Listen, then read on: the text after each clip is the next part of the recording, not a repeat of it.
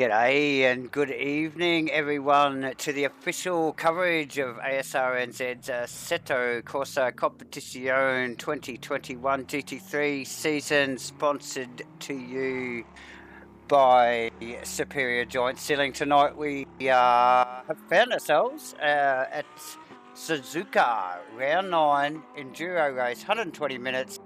And as always, I'm joined by a good mate and probably the better half of the comms team.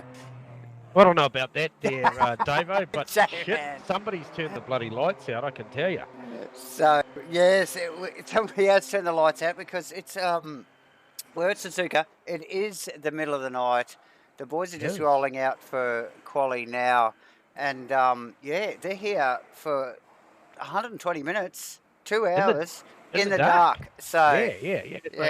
Hey, so great to be here. Round 9 Asrnz 2021 GT3s, as you mentioned, Davo. Quick recap here on the point situation. Just quickly. Not a lot has changed up the top end of town with Tom Satherley really with almost both hands on this trophy right now in respect of being round points, 9, yes. Yeah, round 9 and the points that he's got. Jackson Went, the teammate. I'll touch a little bit about these two later on in the stream because there's a couple of things I do want to mention about those two and their ambitions. Aztec bringing it up in third, doing a great job there. Running all the way down to Jake McKellar holding out a 10th spot. Yes. In there, so clearly some, definite standout performances this season. For sure. As we see the boys rolling out now for, like you said, this qualifying session, which is a 12-minute session here at 8 p.m. Is it? No, apologies. It is closer to the hour of 11 p.m. So, wow. Yeah, so she's late. She's very, very late. Now, yeah, 12-minute qualifying session. These guys will get this job done as per ASO standard house rules here. Should they require a fuel adjustment, a set of tyres or what have you, they must drive back to pits. There's no escaping in this qualifying session. That will be deemed as a tow truck and their session will be over. 5 sets of tyres for tonight for this 120-minute race. So these guys have just come out of off-screen, off-broadcast. They just did a 60-minute practice session, so they would have been managing their tyre sets throughout that 60 minutes. They'll have a nice set for this session here, maybe 2, I don't know, but certainly I would have thought maybe just 1 for this, get this done. For this qualifying session alone. Yep. Yeah, most of the top guys will have a clean set ready. Yeah, being a night session, I think the call all season's been as they come in for the mandated time restricted 25-second fuel stop, and the tyres are optional in the mandatory stops. Most guys in the single stop races and the endurance races, I believe, have taken sets of tyres all throughout the season. That said, Davo, I think this could be one of the nights if these cooler conditions at night, whether or not you decided not to lose that 5 seconds in the mid-period and maybe went with a fresher set on your second stop, because it is 2 mandatory stops here tonight. We may see a little bit of difference in strategy depending on what's going on. I don't believe we're here in the night would be anything the same as what we might see during the day with hotter conditions. Yeah, absolutely, and and just the given the obviously the temperature, but the outright pace as well is backed off just a little bit, because of the night conditions. Yeah, so I think I sort of saw some stuff around that they were maybe a half a second to a second off the pace, which isn't a massive deal. I mean, a second's a long time on a racetrack, but possibly not on a big racetrack where you're over. It's a plus 2 minute lap here. Anything in the 201s is certainly good. Anything in the 2 minute flats is fair honking along. So that said, quick shout out to any of our viewers watching live tonight on Twitch. Appreciate the support. Yes, good evening, viewers. The show. Yeah, and for those of you who are watching it delayed, welcome. Thanks to YouTube and the exporting of this stream. Yes. Be able to watch it at your leisure. Yes, and most of the time it's the driver. So g'day, guys, and well done. Good luck out there. Yeah, good luck out there. Yeah, well done. No matter your position at the end of the night. Yeah. So some absentees tonight. So bit of a shame to lose some key runners. I believe we've got the likes of JB sitting this one out. Jake McKellar not in tonight. So Farmer in? No, Farmer's out for the night. So yeah, I believe they are going to tune in. So enjoy the stream, boys. Would love to have you on track, but you know, for whatever reason, we have appreciated your support up to this point. And absolutely. So, who you got your eyes on there, Dave? I think we're just looking at Josh Rediger as he just slips down through the pack as Sutherland rises to the top spot with a 2-minute 0.9. Right, yeah, wow. That's pretty handy. Okay. What's their current track conditions? What are we looking at? We are looking at... Okay, so we're looking at a fast track, 12 degrees track, 12 degrees ambient. A little bit of light cloud overhead with 11 km/h wind. So conditions conducive to some good times. Absolutely, as we just pick up on Crossy as well, who finished up official practice in third, now currently sitting in second with a 21.0. But should I say a 2-minute 1.0.10. But Stoneley now slipping up into third there. I just see J-Man. Yeah. He's actually coming around for his second off the pace, but. Yeah, so it just shows you the pace of the boys up the top there, doesn't it? You know, like. Yeah. Yeah, so I mentioned in the points little rundown we did in the opening segment there, Davo, that Tom Satherley certainly with a couple of hands almost on the trophy now. So, you know, early interviews and talks with these guys, Jackson and Tom, being Ghost Speed Racing, was that, you know, there was a key, very, very confident.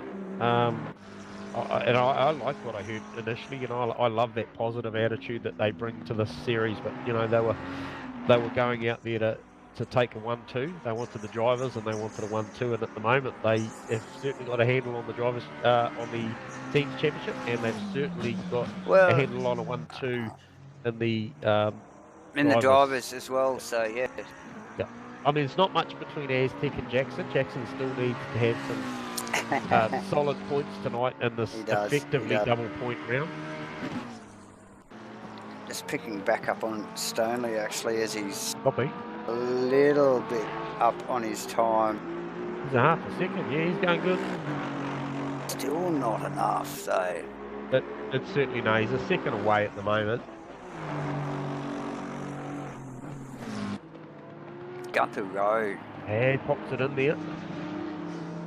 Yeah, Stoner's going to need a lot more than this. I tell you what, Crossy is threatening the #1 position right now as well, Davo. Yeah, well, I was just watching him earlier there, and just I think the earlier couple of laps just was not performing, but now it looks like the tyre temps have come up. A little bit unbalanced, or just a bit of traffic too, I think. It just didn't look like it had the grip, just overall grip front end, just wasn't turning. Coming up on the back of, who is that? That is Aaron Enright, actually. Who is absolutely not obligated to get out the way if he's on a flyer. Oh, for sure. And down into one of the quickest parts 30R. The circuit there. Oh, so this is cost Crossy. He's lost everything he made. Yeah, especially just picking him up into Casio there too, like you're saying, 130R there, which is one of the fastest, if not the fastest corner on the track. And then down into that little twisty, tight stuff. Crossy's suffered there. But still puts it in second. Oh, look how close that is, actually. Oh, and Stoneley, bam, right behind him. Yes. Yeah, which is who you were watching, and rightfully Yeah. so, because you did see him on the move. So Yeah. well done, Stoners. Josh Vediger to the top. Is that what I'm reading? Yeah. Hearing? Is that what Oh, I'm so seeing? that's Southerly's gone back to fourth. Yeah. Oh, So wow. That was a big chop and a change there, wasn't yeah, it? look, We sort it of. was so big. I kind of got a little bit lost in Yeah, what the I did telemetry had gone too. crook, mate. I did too. Um, I was too ju- focused on yeah. the Crossland and the Stoneley thing going on there. Didn't realise that actually eclipsed Southerly's time, and Josh had pretty well put the mock on the rest of them. So Yeah, nice work. Yeah, Southerly up at the moment by a couple of tenths, but Josh, he's pressed on with his pace that he's still looking got. pretty quick as we pick up on that now. Yeah, with a minute 50 to go in the session, and yeah, I mean, there's still plenty of time for all these guys to sort this out. And the other name that I haven't seen, and he's currently in P19, is Jackson Went. I'm not sure why Jackson hasn't posted a time yet, but this is a guy that's second in the championship in an endurance race. You'd want to be starting from a lot further up than 19. For sure. Also, who we got in that top 10 there? Just quickly. At Gunther Road starters top in 5th position. Yeah, great performance. Aztec in 6th at the moment, a little bit up on his Troy Wilson in 7th. Mark Josco in just dropped down to 9th as Ashley. I think taking a couple of positions there. And was that was Ash going up too? So yeah, nice work from Ashley there. Yeah, did a great job. The better half of the old boys racing, so nice work there. Joshy just wagged the tail there and through the final chicane, and cost him 3 tenths, and he'll be a bit dirty on that because he's a very accurate driver as Josh. He generally can do those final little 10 tenths very well. So he did improve. He did improve, but he'll want more. He would want more, and this qualifying session winding down now. Josh stayed out, hasn't he? Yeah, obviously. He has. So yeah. And with a 59.7, so he's a sub 2. Okay. Wow. Yes. So that was a very impressive lap. Absolutely. To be 8, nearly 9 tenths ahead of the field at this point, that is exceptional. I'm not sure who to watch here, actually. Stoneley's just dropped back on his time. Satterley's up on his time. Yes. Crossy's in the pits. Crossy's giving it away, so is Aztec. My telemetry, yep. Okay, Gunther Rowe in 5th. Yeah. Evo's given it away. He won't be happy with the 15. Troy Wilson, but look, we really do need to just get back up on this Troy Wilson. Tom Satterley, should I say. Yes, yeah, I got eyes on Tom. We had a cracking bloody finish to qualifying last week, J-Man at Donington. It was mad. It was crazy close. As the boys went right down to the wire for the top spot.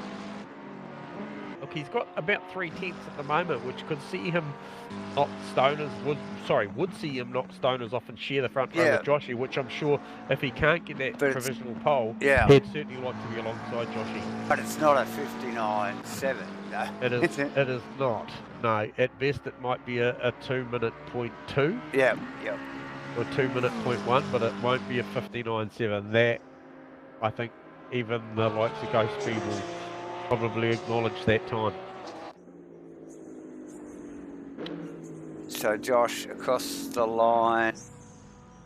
So shout out to Ashley as well, because I mean he's put that car provisionally in P5. Very nicely too, just right in behind. He's actually pipped Aztec. Comfortably, yep.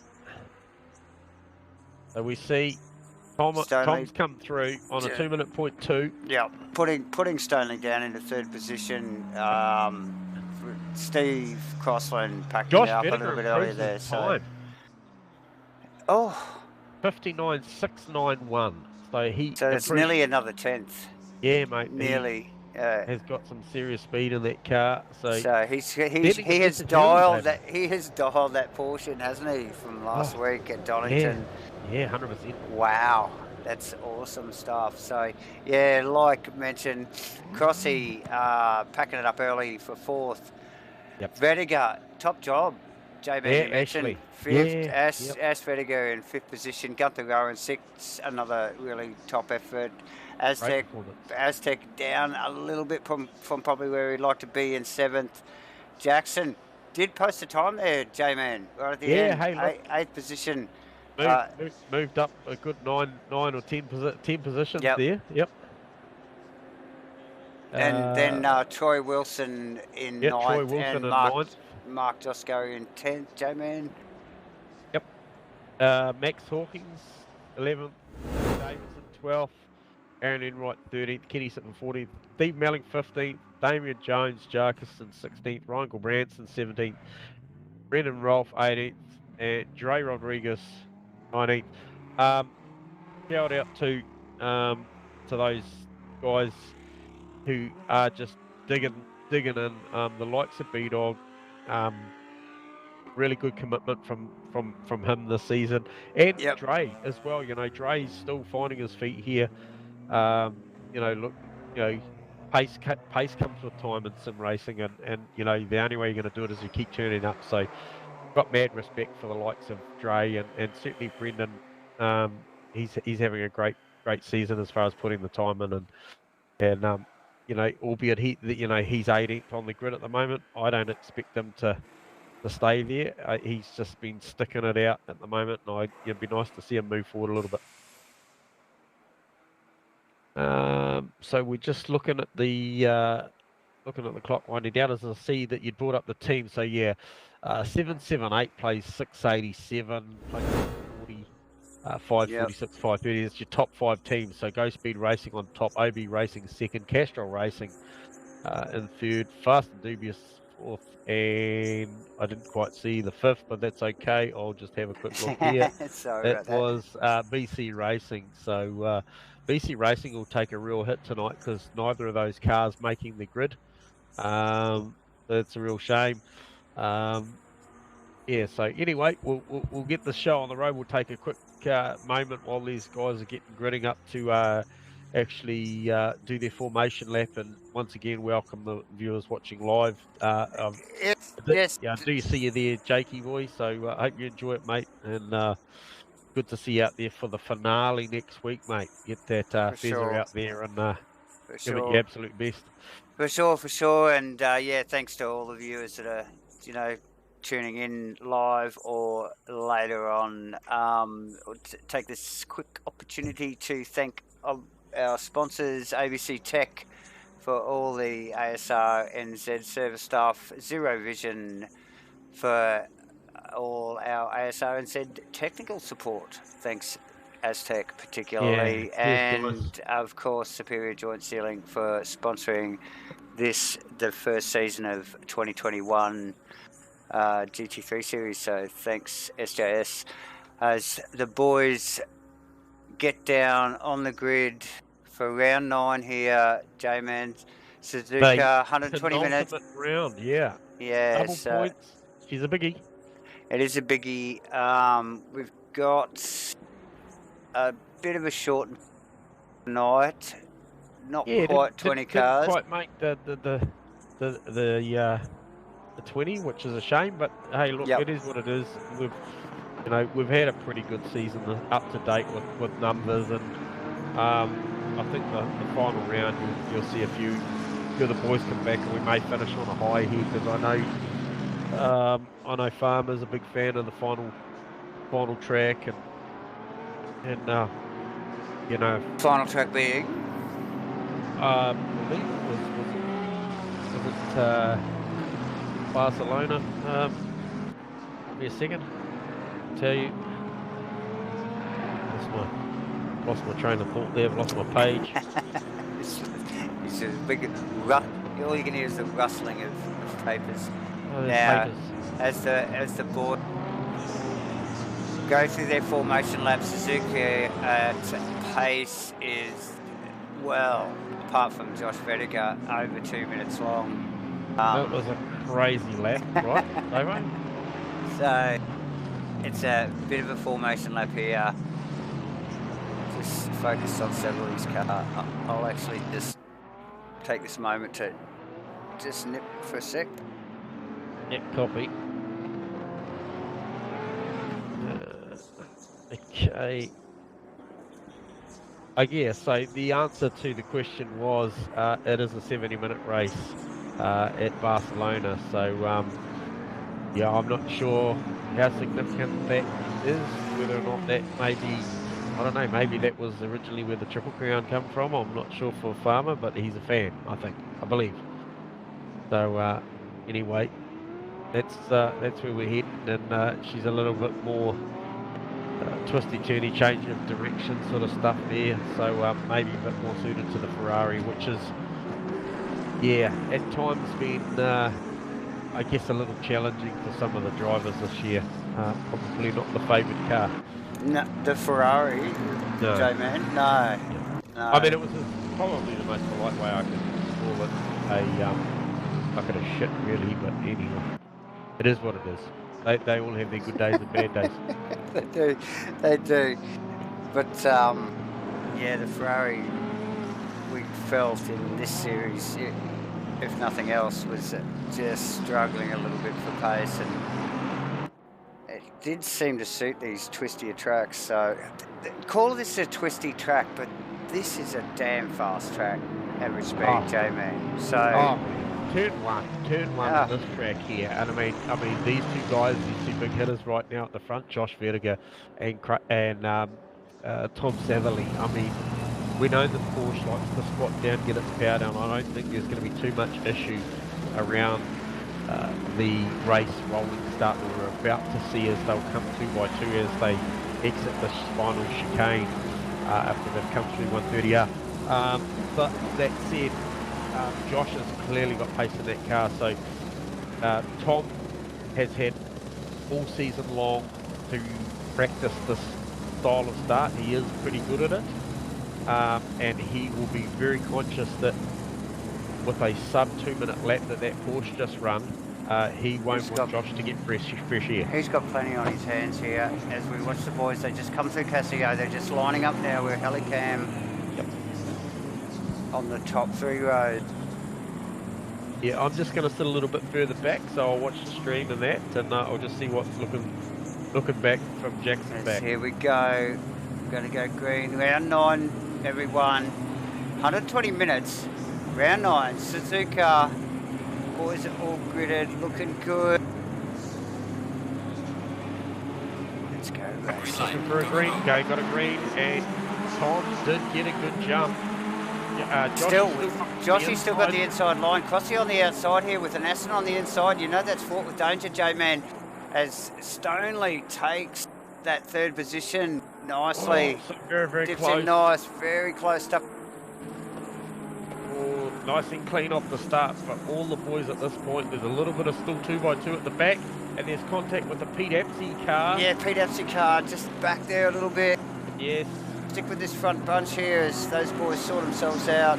I believe it was probably one of the Ferraris of either Aaron or Kenny, I'm not sure. And Apsey, so it's a couple of Ferraris coming together. Yep. Don't know.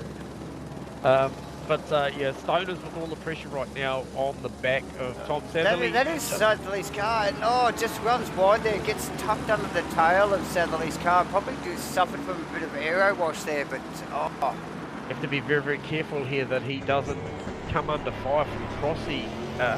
You know, he's got to be eyes in the back of his head as well as the front at the moment. As we see that gap already open up to just under half a second in this first lap. So, as mentioned, Joshy has got a lot of pace in this car. You can see on track right now, it doesn't look like a lot, but these top operators will, you know, a half a second quickly turn into a second. They'll only need enough to break the toe.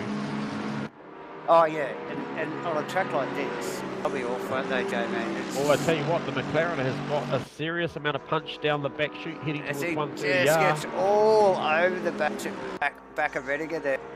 Yeah, the Porsche a lot better through that corner. I don't know if there's a bit of dirty air there, but certainly the Porsche a lot better through that left-hander. Yeah, but you know, Satherley, a seasoned driver, maybe not here at Asrnz, but you know, just sort of aired on caution there with aero-wise. Yeah, I agree. See Josh just pull away there a little. So what have we got going on? Movers and shakers. Remembering that Ashley Vett started in front of Aztec, and I can tell you those roles have been reversed right now. Aztec did get the better start. He is in front of his teammate. Yeah. And Troy Wilson just tucked in 9th behind Ashley Maxwell Hawking sitting in 10th. So great job for Max actually early on the piece with Mark Josco behind him. Just trying to get a running look through the field in these very, very early stages. Steve Mouting making a position as well. Also, so maybe a couple of Aaron Enright certainly dropping down, Ryan Branson and Damien Jones jumping down. So that may have been the direct result of that little bit of contact lap 1. Okay. That may have been out Damien tomorrow night. Yeah, so, but say, look, so a little bit of shuffling in that mid-pack, anywhere from around 6th position round to P14 has certainly changed around a little bit. Look at this battle behind Satherley. Okay, man. It is heating up, Crossy and owners. And when we talk heating up and you've got these 3 heavy hitters going on, it's hot. It's looking serious stuff. Yeah, hey, and look, Jackson Wynn, not with the best qualifying session that he's ever seen, has already made it up to couple of positions there. Yep. Put himself in 6th nicely. So once again, certainly seen the stream now. It has got around 9 live viewers, so welcome guys. We will do our level best. Welcome everybody. Bring you all the information live here at hand. Davo, where are the cameras? Are we focused on Joshy? Well, we're just watching this Satherley Stoneley Crossy battle, which is literally, these guys are just a couple of car lengths apart. Satherley just pulling through Casio there and just getting a little bit of a gap.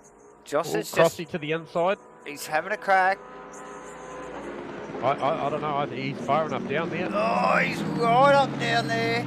It's pushed. 2-1-2, Craig gets out of it, Stoners gets out of it, Letzenberg goes. That actually might be a smart move, because I think Crossy's got a bit of early pace.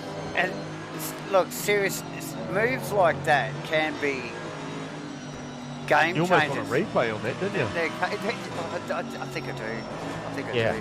I think it'd be rude not to, because it was it was dominant, but it was clean. I rate it. It was a pretty good pass.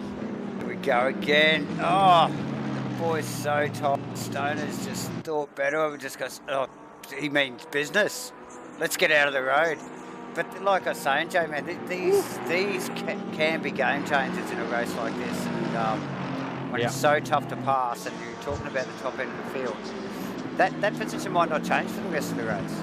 You know, like it might not. But Stoner's in the box seat right here, because if Crossy's impatient on the move and he's watching Joshy trying to break this thing at 1.4 seconds up the road. He's because Crossy's looking at Saddle. Yeah, I mean, definitely. Crossy could be the, he could be the chauffeur here. I mean, he could certainly open the door and put a forceful move on Satherley, and Stoners could be there to pick up the piece. Pick up the crumbs. Yeah, for sure. For sure. So nice stuff. Just ducked back there. I just noticed Gunther Rowe covered a little bit of heat from Jackson, as we just mentioned, in 6th position, starting to work his way through the field. Aztec sitting in some nice clean air there, so probably a good place for Aztec at the moment, just the earlier stages of the race. Ashley Vedica, his teammate behind, with a little bit of heat from Troy Wilson. Maxwell Hawkins and a little bunch of cars there, Josco, Nick David. And that's actually a hot little battle going on there between Davison and Josco. Yeah, 100%. So last time through, 201 plays 2 minutes. So Crossy, the fastest man out on track. Yeah. Right now, previous lap, he was matching Josh Vedica with 2 minutes. Oh, we just see. Sorry to interrupt. Stoneley have a big lose. We will get a quick little 30 on that. Okay. I'll have to rely on your absolutely fantastic camera work there, David, because I certainly missed that live on my screen. So yeah, he's just chasing after, obviously crossing, pushing hard down into 1 again, chasing, crossing, gets a little dip on the rear tyre and puts him off and gathers. It's a bit of a soft lose there. Bit of soft lose there, but that gather it up. Oh, it was a bloody good save. It was very good save. So he's lost a bunch. It's really put him out of touch of those boys. What has happened there? Southerly pass. we need another look at Satherley Crossland there. Something has happened there. Replay on Steve Crossland. Yep. We got Satherley Crossland now. Replay 30 seconds. J-Man incoming. We're going to look on replays this one, I think, mate. Look at this. We see Satherley get a bit of inside wheel strip coming down towards the hairpin there. Flicks the car to the right-hand side. Crossland dips up. Does he touch the wall? Just a little tag on the back end. Little nick on the wall there, but that's they put Stoney right back in the box seat. In the space of a lap. Two big mistakes. In about a third of a lap, J-Man, isn't it? So, look at that. So, for Josh Vettiger, and clearly, just every time these guys make a mistake, just gets that little increment of pace. But look at who's behind him, Steve Crossland. How fast is that Merc tonight? Well, I can tell you now. They basically both of them went across a 201.46 for Josh and a 201.45 for Steve Crossland. Wow. So nothing in it, absolutely nothing in it. A 1.4 second margin. We'll have to see if Crossy can make any inroads into that. So amazing start to this 2-hour race, man. Dude, it's an enduro, mate. Like, what the hell? But conducive to good racing, Suzuka. It is such a flowy track, super fun. It's like we were saying, it's a twisty track, but it is so fast. You know, like it's twisty at 150. You know, like. Yeah.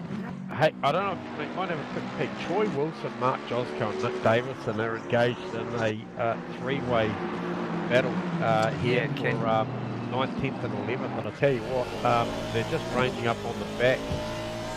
Actually, Vettiger there. That's right. Yep. I think, I'm not sure, just have a bit of a scout of the times. 2029, 2029, 2017, 2021. Okay, so they've clearly got a little bit of pace on Ashley at the moment, so expect that to close up to a full way inside the next 2 laps. Yeah, and I know you described it as a bit of a battle there, but it's not actually a battle. These guys are flying in formation, J-Man. It's a little bit different. There's a little bit of space between them. They're using each other's aero, aren't they? And they're just like, they're not challenging each other. A bit of a neutral phase of the race. Yeah. They'll be just wanting to just see how the car feels, play this one out, and I guess if a mistake happens, capitalise. So no one's really attacking in the second.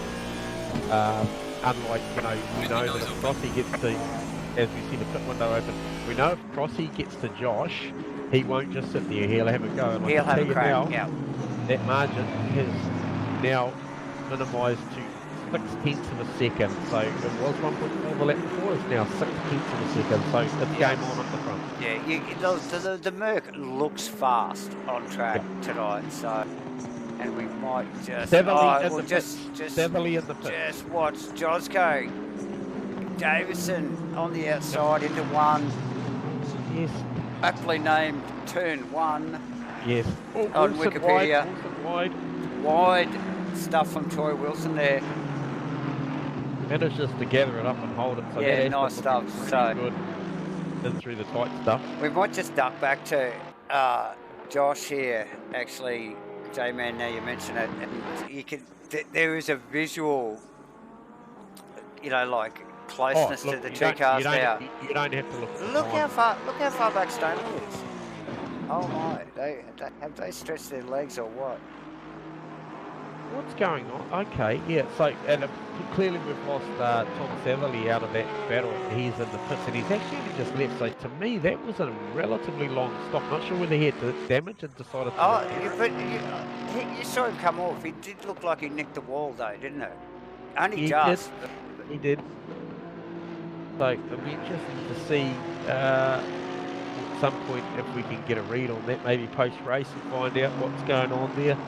But certainly a early stop. He's just come in as soon as he's been given the chance. I can tell you now, viewers, as you probably can see on your track map on the top right of the screen there, it is an optimum session now, 14 degrees track, 14 degrees ambient, with a little bit of cloud cover, very, very little. And I presume that's the moon, not the sun. There's the scripting there on that little video. So, because it is quarter past 9 at night, and if the sun's out, then we're in all sorts of strife. So looking up. Down at Jackson went there just quickly, J-Man, who's now found himself in 4th position after a couple of guys pit stopping there. Yes. Including his teammate, Thomas. Okay, so yeah, so Tom stopped. I don't know that anybody else has. I think the other one was Gunther Rowe, and he's clearly done that out on track. Steve Melling pitting. He pitted, I thought initially out of about 14. So it'll be interesting to see where that shakes out. Steve will have his own little battles going on there with some of the guys around him. Yeah, Steve looks like he might have a slightly damaged car there too, actually, J-Man. Yeah, it's pretty grubby for this early in the piece.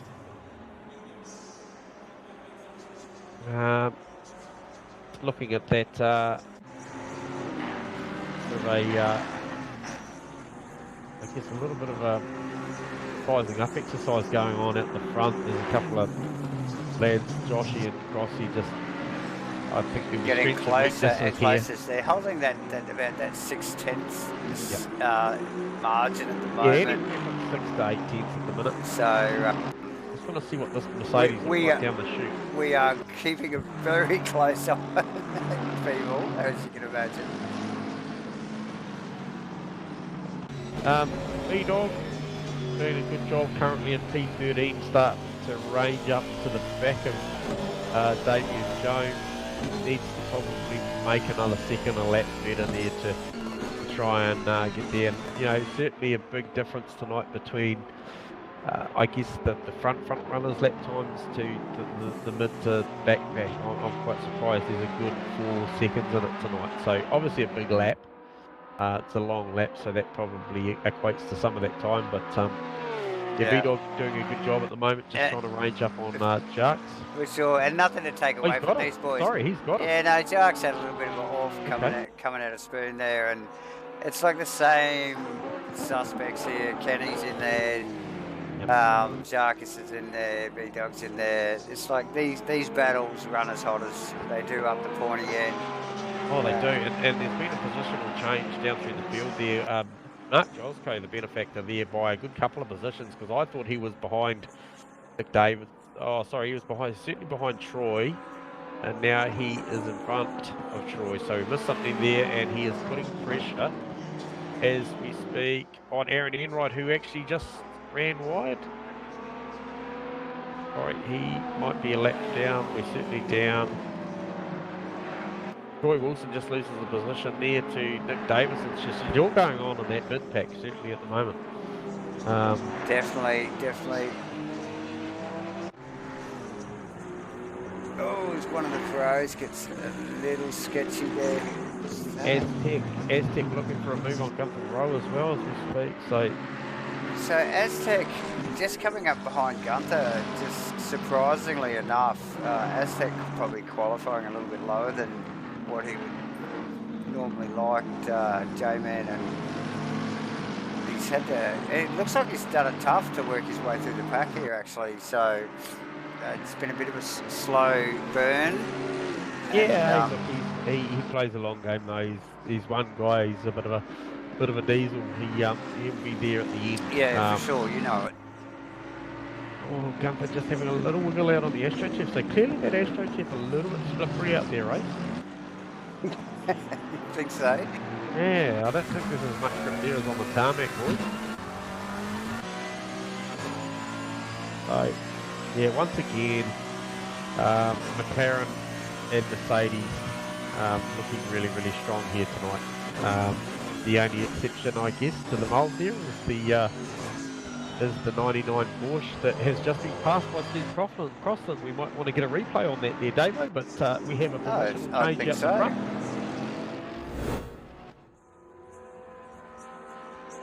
Yeah, so Crossland and Avediga down into one. Like I said, it's Josh just throws it off. Okay, so overshoots the corner terribly. Crossley obviously only 6, well, he's actually 9 tenths the last time I looked, but it changed by the second, obviously in yes, pouncing room. So he's just jumped in right there, bam. You watch Josh just keep the pressure up here. Stoney's done a good job to actually stay in touch with those two boys throughout that whole push. Those guys are really cleared out from the field there, J-Man. Oh, I'm very impressed, like, with all these boys, and even, at the moment, like, I'm just watching, obviously, Tom had a little issue earlier on, and he's decided to take an early pit stop, to get that first one out of the way. Jackson certainly moved forward, qualified 8th, and currently sitting P4. Obviously, that's the exception of one position that we know of, certainly Tom Satherley anyway. So, I mean, potentially he could have been 5th at this point, which is still a great effort, but I just, Aztec moving forward nicely. Gunther showing a real cool hand at the moment. He is. Mercedes. He is. He's actually pedaling that Merc really well tonight. Love the Stormtrooper Merc. Yeah, great and to see that and when Gunther's on point, he's quick. Yep. Well, I just remember him in the GT4 Merc, and spectacular. And when he's on point, he's well on point. So. Josh like a dog with a bone at the moment at the front. Well, we knew that was going to come back together. Yeah. Because that was clearly just a little bit of a rookie mistake there from Josh. All over the back. And quite prepared to use all the curves too. By the look of that. Well, the Porsche, it's a bit of an all-rounder, really. Yeah. Comes from a pedigree stable, mate. That's right. So these guys pushing really, really hard too, because those laps are pretty quick. With the exception of Josh, his last lap was a mistake and it being a 203. These guys are comfortably running in the 201. So only realistically 4 guys in the field that are quite happy to do that at the moment, and it is Steve Cross and Josh Vertiger, Craig Stoneley, and then if we look down the field, we know that at times Tom Satherley's been able to do it, almost actually breaking into the 2-minute flats with a 201.044. So fastest lap of the race at this point is owned by Steve Crossan on a 2-minute .6. So it's a very, very quick car out the front. I don't think the Porsche's got too much down this front chute, heading down to 130. So obviously gets through 130R very, very well, gets through Spoon very well, and the cornering braking is its strength, but certainly not the chute. The outright pace it's not there, is it? No. So just looking to see what these guys do cross this line this lap around. So I can tell you that Crossland's just gone through with a 201.1, Josh with a 201.6, so about a half a second separating the lap time on those boys, which should be around about what we're seeing on track 0.7. So yeah, good little bit of a battle going on there. I think that's, I don't know, Josh, you might find Josh, he did have a bit of an attack, a look, couldn't get it done. Maybe he settles in now and works the strategy out now. And, are they thinking about Tom Satherley? Do you think, Dave? No, I don't think so. I think Jackson Went is, but I don't think these boys at the top is. Crossy probably more than Josh. If any, anyway, so. Yeah, well look, Josh has had not, his attendance has been great here because he had some hardware failures and different stuff going on this season, different commitments, so that Josh is just about turning up and grabbing some race wins, which is cool stuff for us. I mean, it throws a spanner in the works as far as, overall points and stuff at each round, and it'll mix things up, Tom himself probably can afford to just bank a reasonable round, double round. I think he's okay. I think he's okay too. Damien Jones and Aaron Enright both calling it a night, I believe. It's all said and done. So down to 17 runners early on in the piece. What do we got now? 38 to go.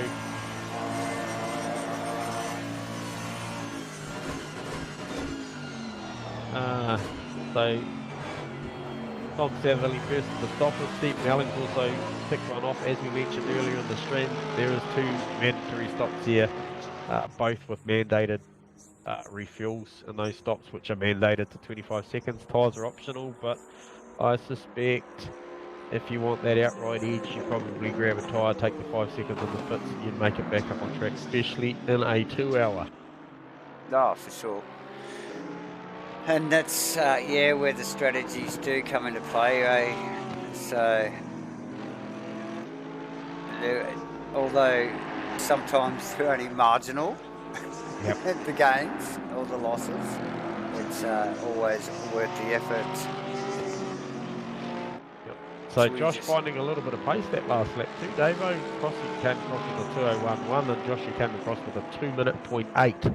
Yeah, it doesn't really show too much on track. They were a little bit closer, you know, and they get into the next corner. I think Josh is a little gun shy into T1, and Yes.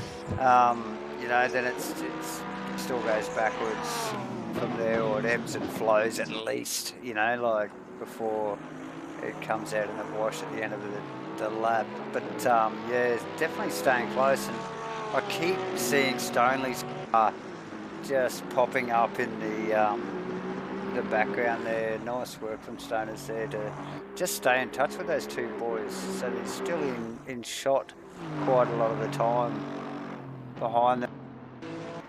Jackson in fourth, and Jackson's got Gunther and Aztec right behind him, so although it's a little bit stretched apart, it's a bit of a battle going on there.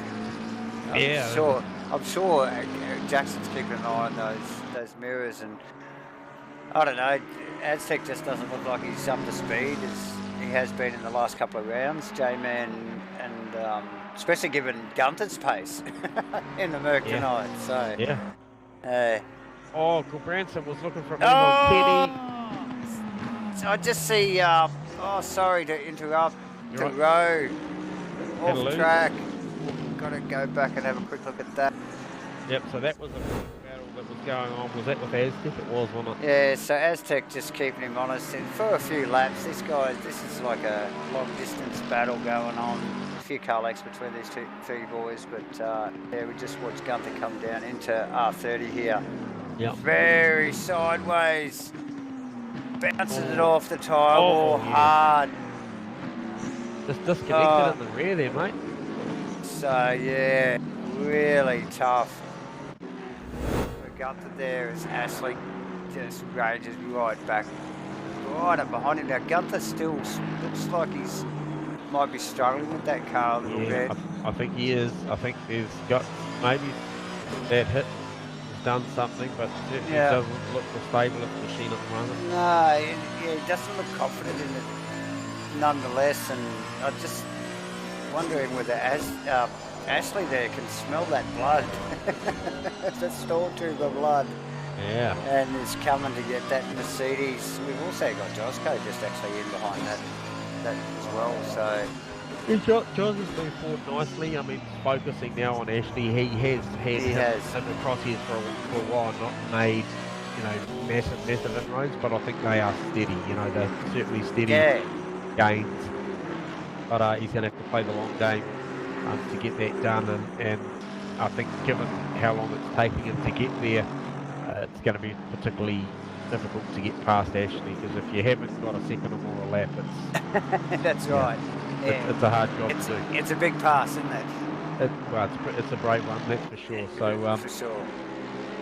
Yeah. And it's a long game. It's a, you know, like we're still an hour and a half out, and just got to stay focused and keep the thing pointing in the right direction. Very difficult to do towards the back end of the race. Yeah. We're only a quarter of the way through. I just saw Tom Saverly rounding up Dre, so that'll effectively be putting Dre a lap down once he does a stop, because Tom has made his first stop, so he's got some pace on. And you know, I don't know if the track's actually just a little bit of temperature just falling out of it, and I think we've just sort of seen it in the lap times. The front two cars running in the 202s, both of them the last lap, and then even Tom doing 202s as well. You know, I expected these guys to be comfortably in the ones on an optimum track at this point of time, but maybe we've lost a bit of track condition. Yeah, well, quite possibly. I mean, time, mate. Jesus. Yeah. Look, it's 10:15. I can tell you that there actually is a little bit more cloud cover has rolled in. Yeah, I noticed that just Yeah. visually. Yeah. So that would be something to factor. And like I say, we keep mentioning it's a long night, and it is. And, like we're getting pretty excited about some of the stuff early on, but I can tell you now, this is liable to change multiple more times before the end of this thing. For sure. You know it, J-Man. Where is Josh Vertiger gone? Don't know. Is he pitted? I am thinking so. He has made a stop, and he has got out.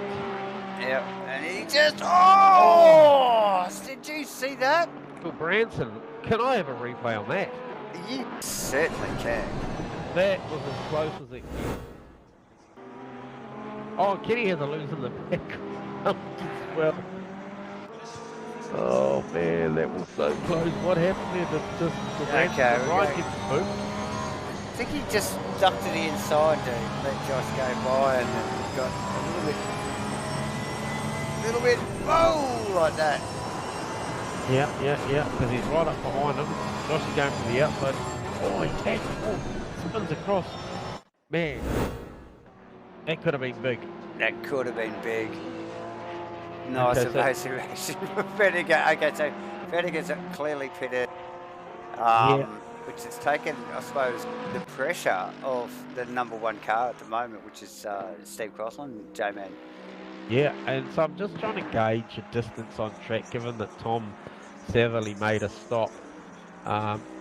He's about 4.9 seconds, 5 seconds behind Beal. So I'm just trying to get, so he's coming down, okay, to 30 yard now. Where is Josh? Sorry. So Tom Satherley's coming through 130 yard now, and Joshy is coming across the start finish line. So I think there's a net loss there somewhere. I believe that Tom Satherley stayed in the lane and fixed some damage, because he's a long way back. Because he did nick the wall. Yep. Yeah, I don't think it was that bad,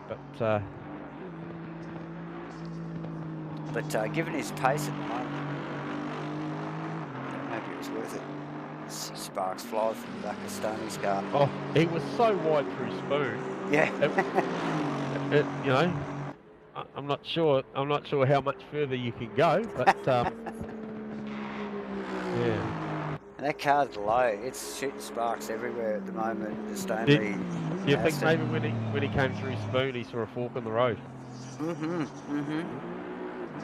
I see what you did there. That's a dad thing.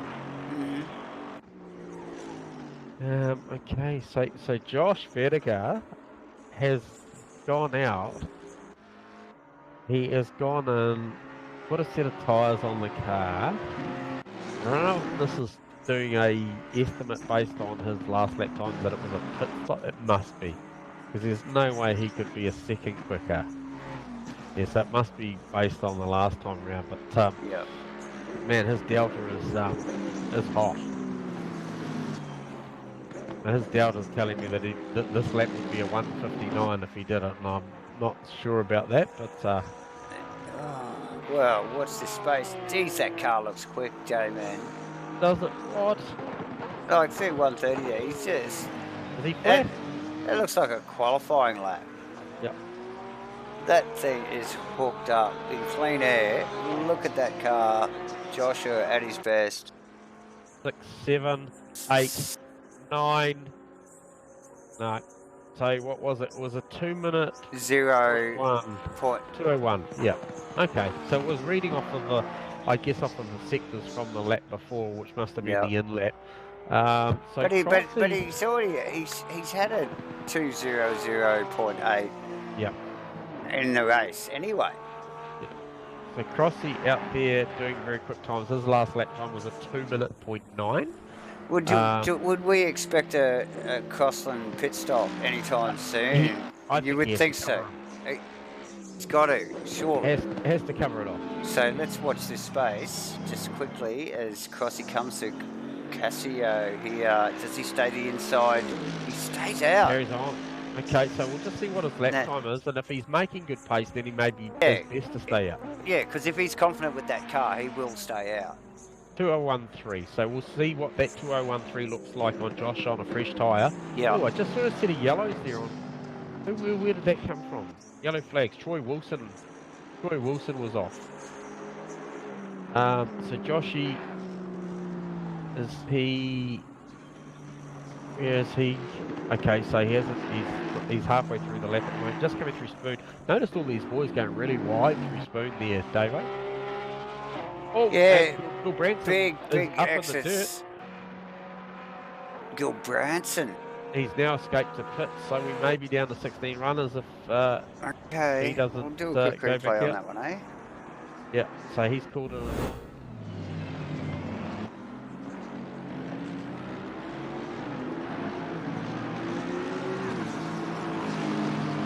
Sure what happened there. So Josco just in behind him, Gil Branson. Oh shit, am I on the wrong person? Might be, yep.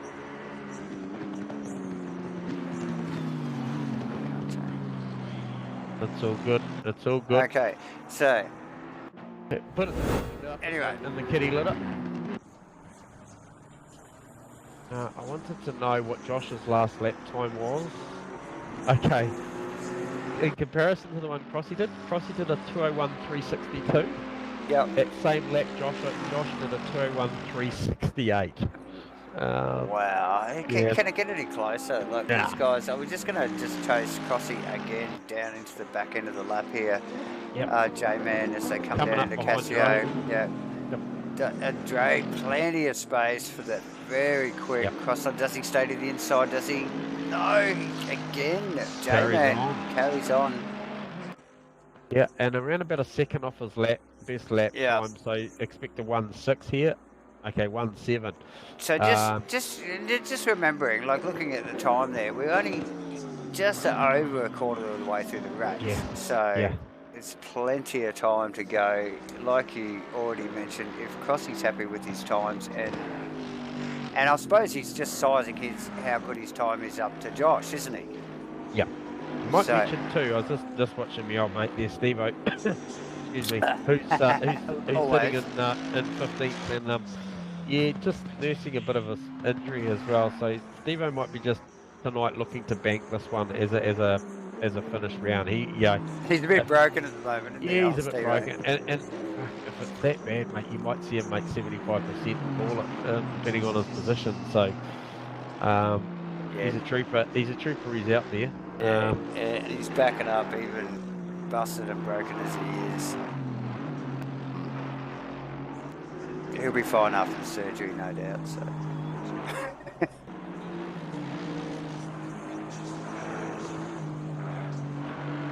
Ban that guy. Yeah, back to Steve Crossland. Craig Stoneley in second. Stoneley has done an outstanding job. Just stayed in touch. Done nothing spectacular, but not set a foot wrong.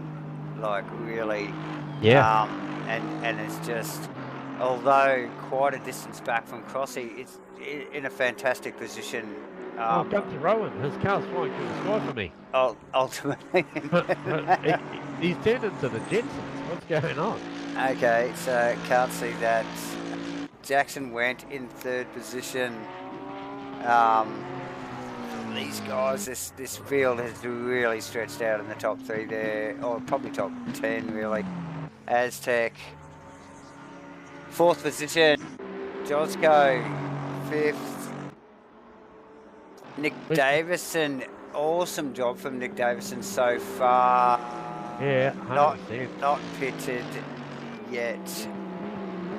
I tell you what, Steve Melling, he talked to us earlier and he was keen on the top 10. I tell you what, he's only got to have 4 more guys drop out and he's in the 10 because there's only 14 runners now. He is. As we see Davison come in, just in behind Josco as well. So just see these boys. Where does Stoners come out in relation to So watch this Beverly? now. This will be worth a watch here. Yeah, We'll 100%. just stick on Stanley's car just for a Beverly coming quickly. through down to 130R now, David.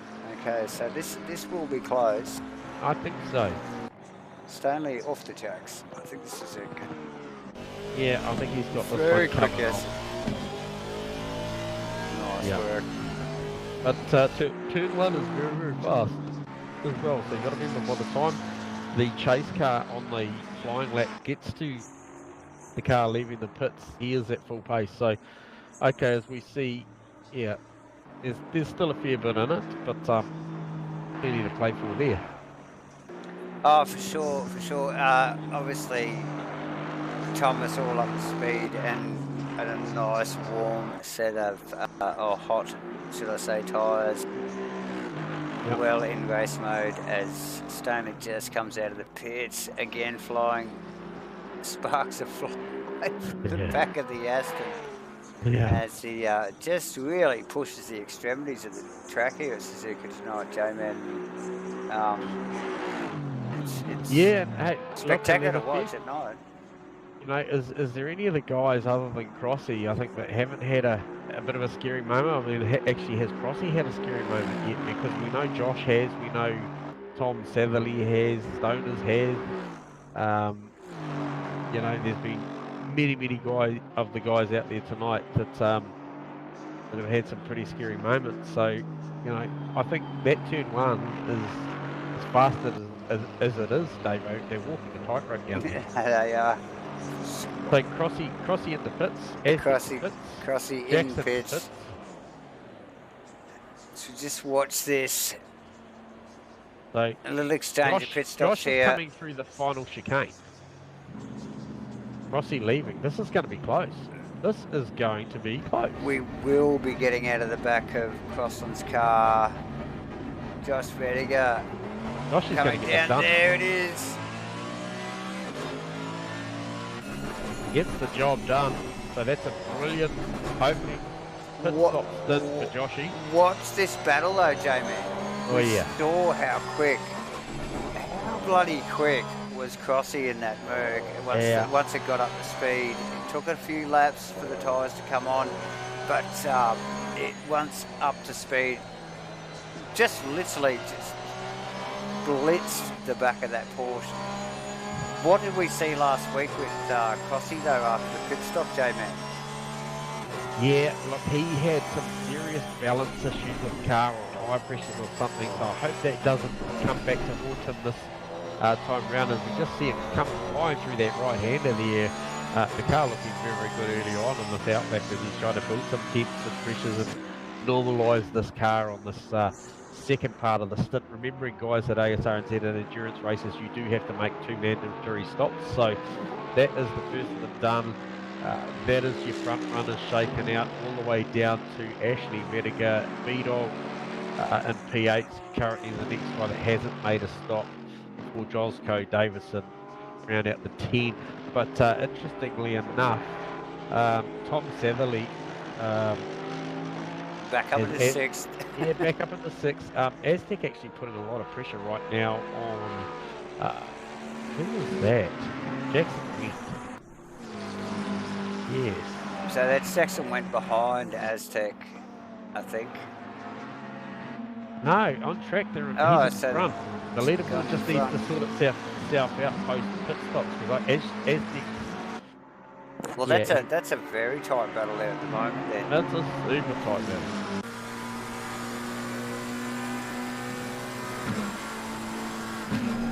Just get out of the back of Went's car there through R30. Oh, okay. Man, very, very quick through there. Aztec not wanting to give an inch, but just needs to ease back away from the back wing on that car, doesn't he? Just to give himself some confidence in the turn-in on such a fast corner, but super quick. Oh. Sorry, matey. Sorry, buddy. I was just having a watch across. He just with a big handful of opposite lock through the first lot of S's at the first sector of the lap. Stuff, isn't it? Just chasing down Josh. He's pushing really hard, obviously. And I was looking at the gap with 1.8. It's down to 1.6. So, albeit I caught him halfway through a bit of a slide, which looks spectacular. It hasn't really hurt the lap at this point. No, it hasn't. Thankfully too, because that could cost him, obviously. So, the way they throw those cars into that right-hander coming down the hill, mate, is scary. I mean, haven't driven this track myself in the past. It's a track that rewards you for bravery, but at the same time, it can make you look pretty stupid quick too. Can't it?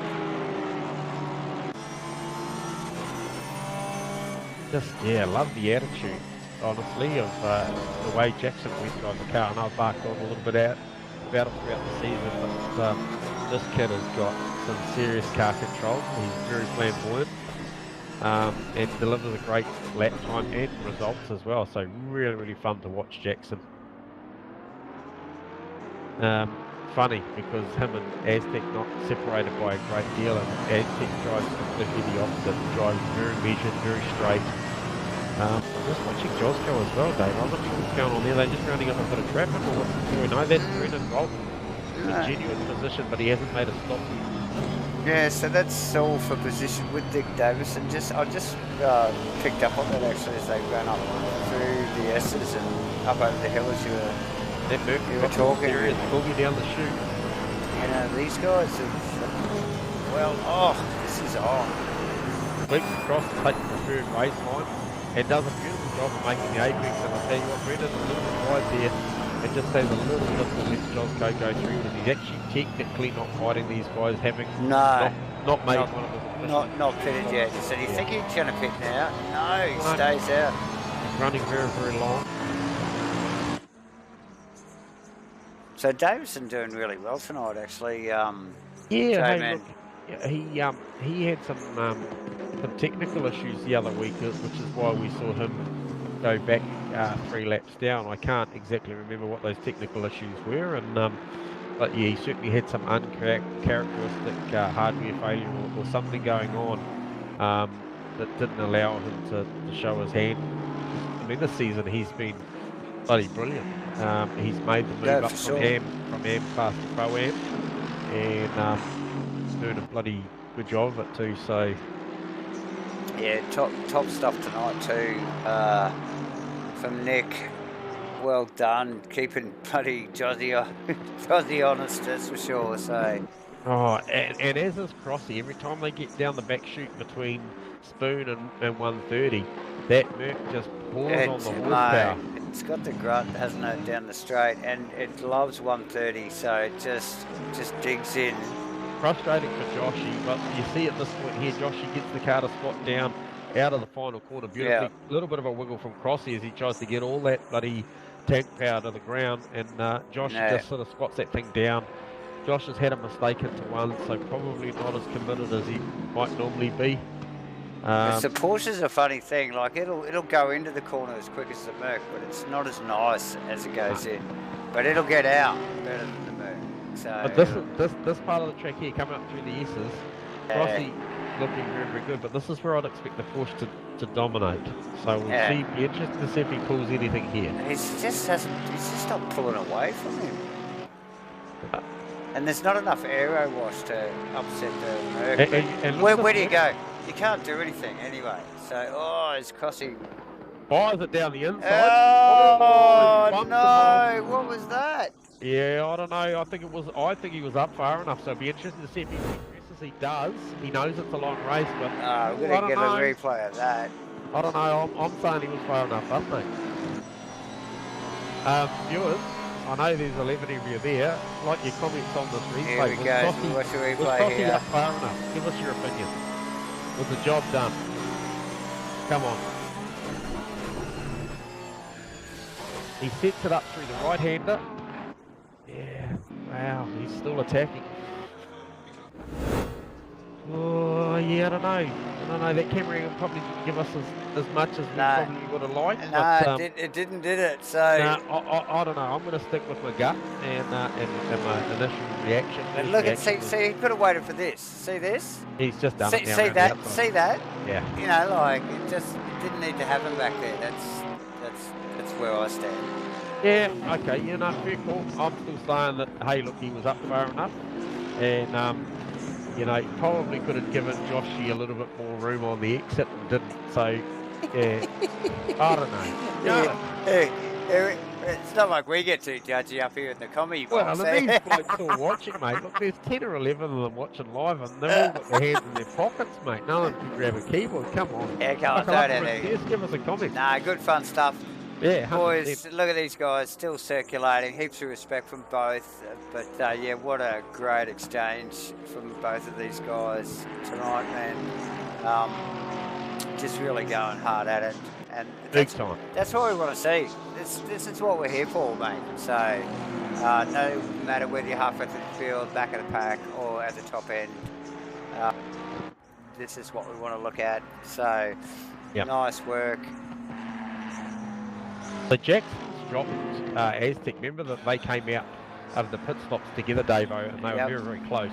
There was nothing separating that. Aztec attacked a little bit. You sort of mentioned that he might do well just to jump back off the wing of that thing and have another go. Well, I can tell you now that he's dropped back to the tune of nearly 3 seconds, and I just well off the back of that wing. Yeah, and just Tom Saville another 4.5 seconds down the track.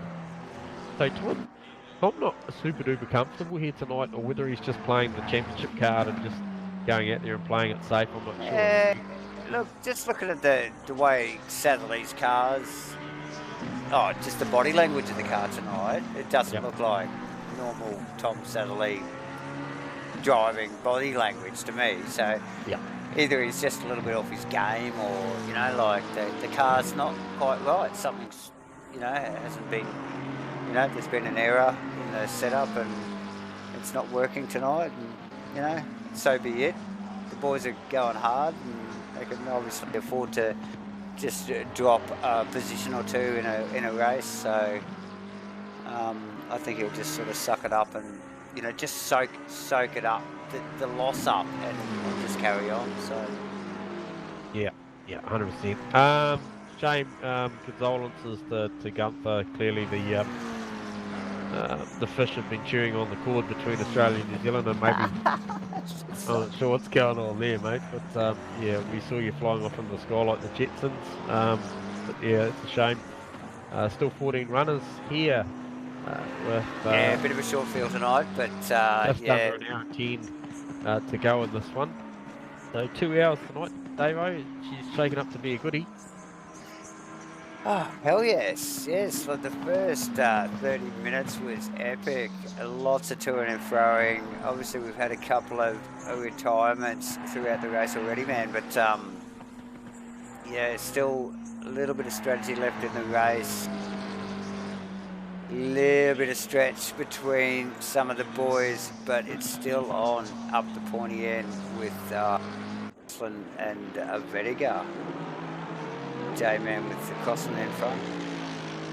Yeah, and that Merc just showing its absolute horsepower down that chute before we had the live shots of it just going past Joshy, and you mentioned last week he came out in that pit stop on that second set of tyres and just went backwards, which was which was unusual, and we actually got him up into the comments box, I think, J-Man, last week, and he literally just said, I don't know what's going on, everything's right, the numbers are right, it's just not working, and it's just the joys of sim racing, I suppose, and what these guys deal with it from week to week. And hey, look at he's put his head down now. He'll be close to 2 seconds out in front now as they cross the line here. Just see what this margin is, 1.8 last lap round, and we can see now that it is 2.3 seconds. So Crossy just absolutely dropped the hammer. It's hammer time.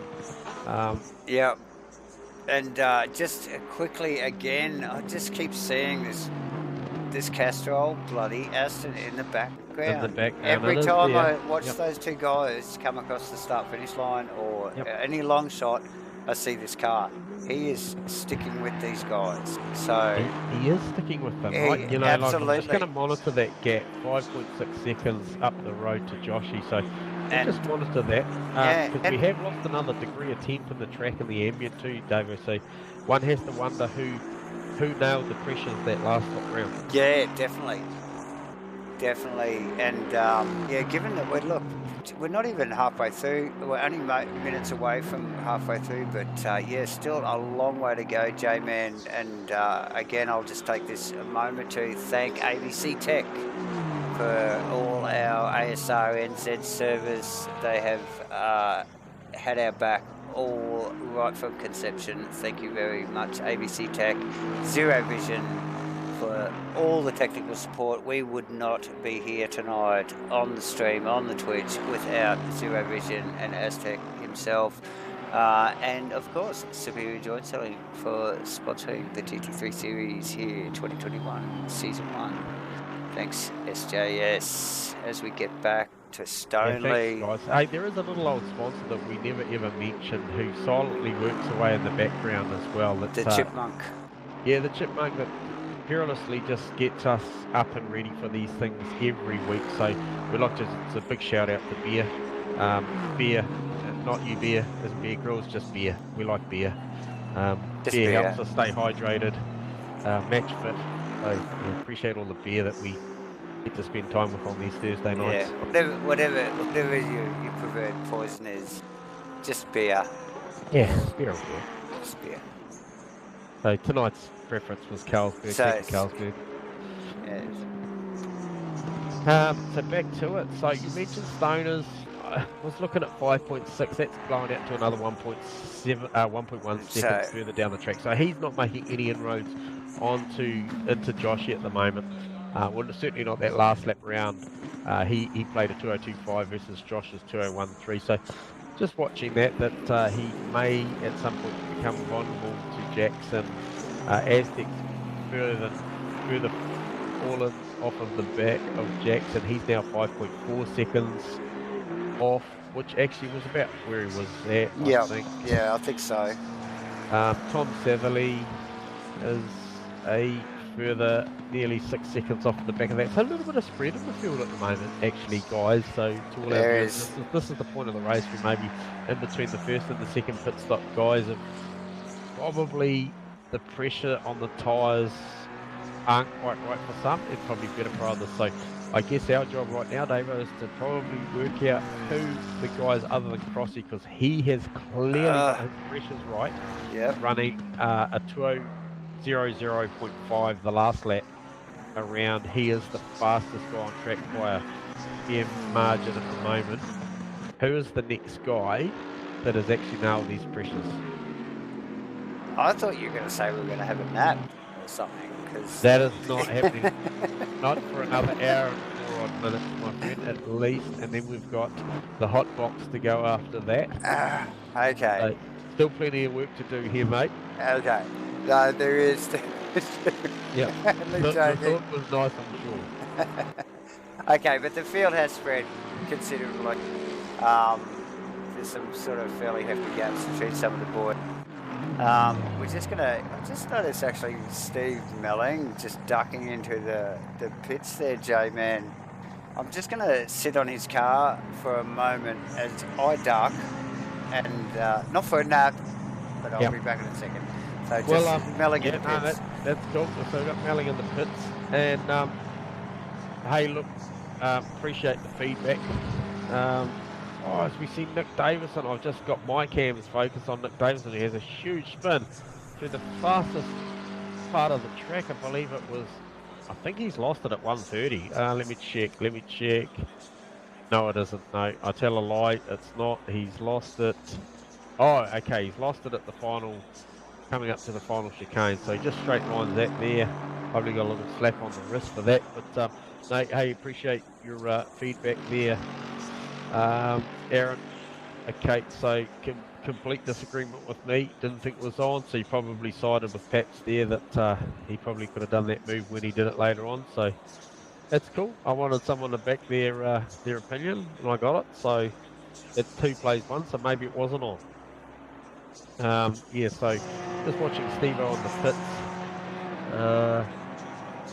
Might be off the jacks now. Yep, so he's just come off the jacks. As he rolls out, he's in P13, and that is his second stop. So Steve-O's first of the guys. You can see the box there has gone green to make a second stop, so that's a smart play. Because he can go about with an hour to go. He knows the tyres are good for it. Depending on how much this track temp drops out at 1:15 in the morning, I think it's fair to say it's clearly not going to get any warmer. So he'll go about hoping that those tyre pressures are in the right phase for this next hour, which would be quite bloody tricky because yeah, if you haven't nailed them from when you start out in this last session, you've got to run with it. Yeah, oh yeah, don't forget about the Snackachang chips, mate. Hey? Yeah, a few punters on the caps tonight, smashing some Snackachang chips. I believe barbecue was the go-to. Maybe Farmer might have some Snackachangs as well. I know John Boy's got some. And probably agrees with Paps and Aaron on the move there that Nate probably should have waited to the straight because he had all the horsepower and yeah. Not letting that one go at the moment, mate. It's all I've got. There's nothing else happening. So yeah, go the Snackachang chips in the matter of opinion around the Crossy Pass on mate, I'll go. Send some over. Oh, mate, I tell you what. I need some. Lee Hart, hook us up. Send them over. We love free merch, even if it's chippies. Yeah. Even a good old hella sausage. Nothing wrong with a hella sausage. 5.6 seconds, the margin now from Joshy to Crossy, and as they cross the line again, it might be more. Who knows? 28 laps into this race at 6.6. So Crossy just out there, absolutely dominating this middle part of this race. And yeah, and after qualifying, I think it was second on the grid, wasn't it, for Crossy? Was it? Oh no. No. First, yes. Second position, second position, wasn't it? No. We were Josh Satherley, Stoner, Crossy, or Josh Satherley, Crossy, Stoner. He was in the second row. He came up the outside, the left-hand side, ranged around the outside. That's right. And yeah, look at him now. He knew that car had some pace. He's just ironed out the wrinkles after last week on his pit stops, and look at him go. Now, J-Man. Oh man, he's smashing it. I mean, 2 minutes 7 point last. He's just constantly banking the 2 minute 0.0s at the moment, and that's a pace that right now no one else can match. I mean, no one can get that, can they? The best of the rest last lap around was in the 2s, so they're a good couple of seconds off him at the minute. Oh, okay, yep. And so the other guys, so Crossy's absolutely nailed this tyre set. And albeit he's got one more session, one more pit stop to do. Yes. As I mentioned while you're away, Steve Melling's actually completed both of his stops. If I was Crossy right now, given how fast this car is, and I'm sure he'll stick with this, you just stay out. As long as the car's fast, you just stay out. Yeah, why would you you make stop? sure that you stop maybe somewhere around 13 minutes to go, so that you know, because the pit window closes at 10 minutes to go. So yeah. Just run the car as long as it's making lap time. Run it for as long as you possibly can. And then you sort of got that option. Like if it doesn't quite connect in that last stint, there's not much of it anyway. Oh, is there? That's a cool shot there, mate. Isn't it? Just see it drop down at R30 there, big backfire.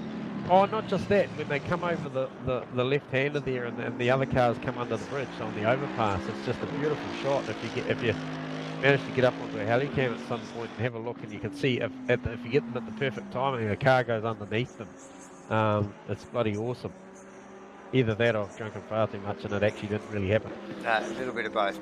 But yeah, just as we watch Crossy into T1 again, just nailing his apexes completely at the as we just dip into the second half of this race.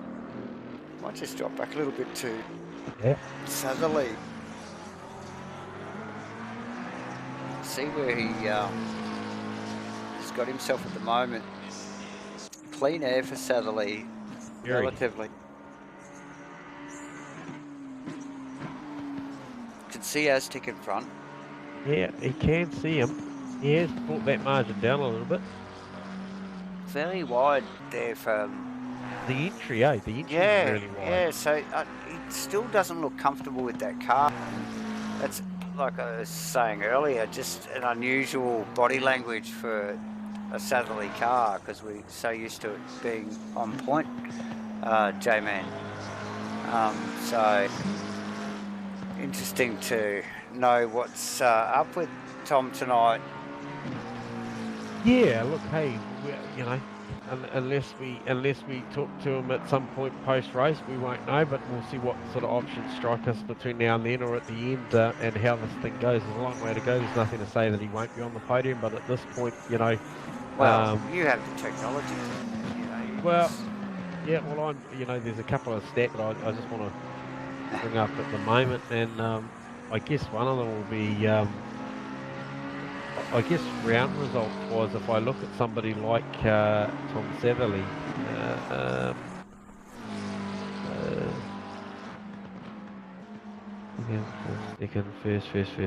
first. There's only been one other round, which was round 2, where he has not made the podium. Yeah.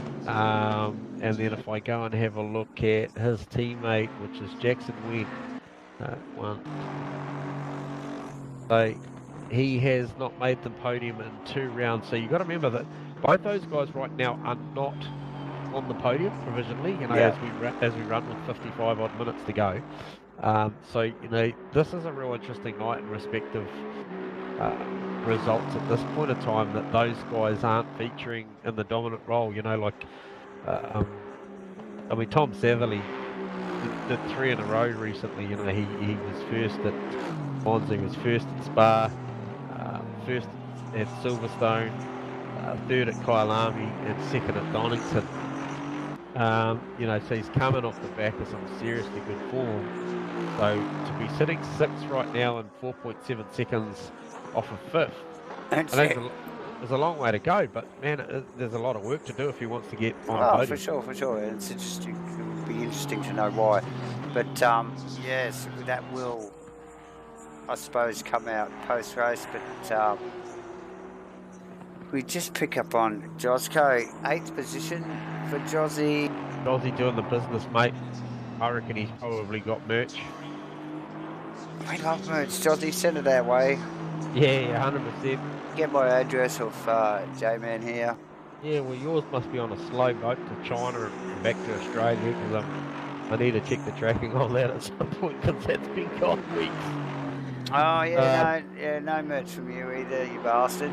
Come on. Yeah, what do you just skimp on the friggin' postage or something, yeah, J-Man? I might have gone a little cheap, mate. I mean, you know, given who it was going to, so.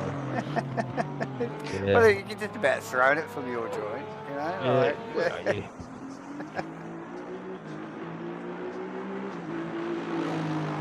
So... okay, so I've just been informed. Crossy has lost it. Josh has now taken the race lead, so Crossy's had a big lose. Apologies, and thank you very much. Who was that? John Boy. Wow. So that is huge. That's a massive moment. Yeah, so we've missed that. Actually, yep. I've just gone back for... No, you won't get that one. That was well back by the look of it. So Joshy with a 1.6 second lead. So Crossy just pushing too hard, or something? And he looked like he was pushing hard. The car was super fast, and it's hard to stay focused on these guys all the time. We could watch these guys all night, couldn't we, J-Man? You know, the top 3. Yep. But we've got to move away from it and discuss other stuff that's going on track. But it just shows you, just in the blink of an eye, how quickly things can happen. Crossy will revel in this chase back, though, won't he, mate? You know, like, and really make that his mission and probably finish well because of it. But we were just talking about pit stops, and who did you say was in there? So that's Tom Satherley to make his final and, stop. yeah, there you go. So yeah. So him and Steve-O, the first of the guys to complete their official stops. Okay, so nearly, a little over 50 minutes still to run. Yep. But Steve-O opting to hop on his last set of tyres with about 1 hour and 4 minutes to go. So, you know, the cars are good. The cars are comfortably do an hour, A on fuel and B on the tyre. Yeah. I think anything upwards of 1 hour and a half, they start getting a little bit dicey. But yeah, certainly they're comfortable. They're okay. They're an endurance car. They're, you know, the tyres really optimised to run quite long. Obviously, it won't have that significant bite and edge to it after about 40 minutes. But yeah, that's a big mistake from Crossy. He'll be kicking himself right now because he had a good lead. As we see, runs wide again into one. He'll be pushing, J-Man. You know it. You know how hard he'll push now. So the track's changed 2 degrees since he put those tyres on. So is that now favouring Josh as well, or is that just in regards to the mistake? Be interested to see, because he was posting some very, very good times. Yeah, is that the downfall? Is it just that little bit of tyre? Is that just a little bit of tyre wear, you know, like that, and that little bit of extra heat? Yeah, well, it could well be. As they both Josh Vediger and Steve Crossland are just approaching the lap car of Ray Rodriguez. He does a beautiful job of just staying wide at the hairpin, stays out right, and lets those boys carry on their battle. So, mad respect to Dre for his spatial awareness there. That's awesome. Looking at the Stoners there. He's not that far off this battle. Nah.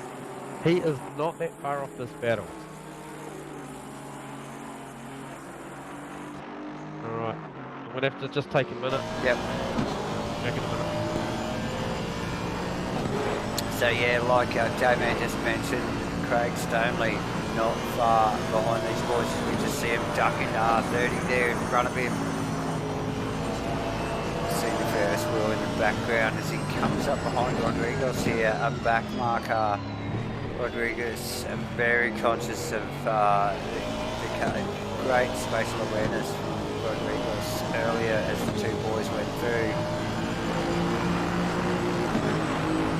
We are totally aware of where Stoneley is as we see out of the windscreen of Stoneley's car there, the two boys running through the aptly named turn 1 with your Wikipedia. Yeah, Josh Vediger and Steve Crossland. Oh, we've had Josh Vediger. Oh. Changed positions again. Unbelievable. I missed that, unfortunately. Sorry, guys. Jesus. These guys are just going to drop back for 1 second, and then the positions change again with Crossland in front. We missed that, J-Man. What goes on there? Another mistake? Clearly, I would say a little bit of mistake. Probably down the back section because I picked him up just on the start-finish straight. But yeah, probably down into R30 or out of the spoon. But it's unbelievable. We just can't take our eyes off these guys at the moment. As much as we want to sort of just drop back and sort of sift through the field, so to speak, and talk about some of the other stuff that's going on. These guys are consistently changing positions and continually changing positions. And, this time, though, Crossy's got a fairly good chunk of a lead there, J-Man. Yeah, and really you could see that coming down the chute there. Like, Yeah. Josh's car didn't look good at all down the chute. No. I'm trying to have a look as we speak. Trying to see what map he's on, because it almost looked like he's on the wrong map.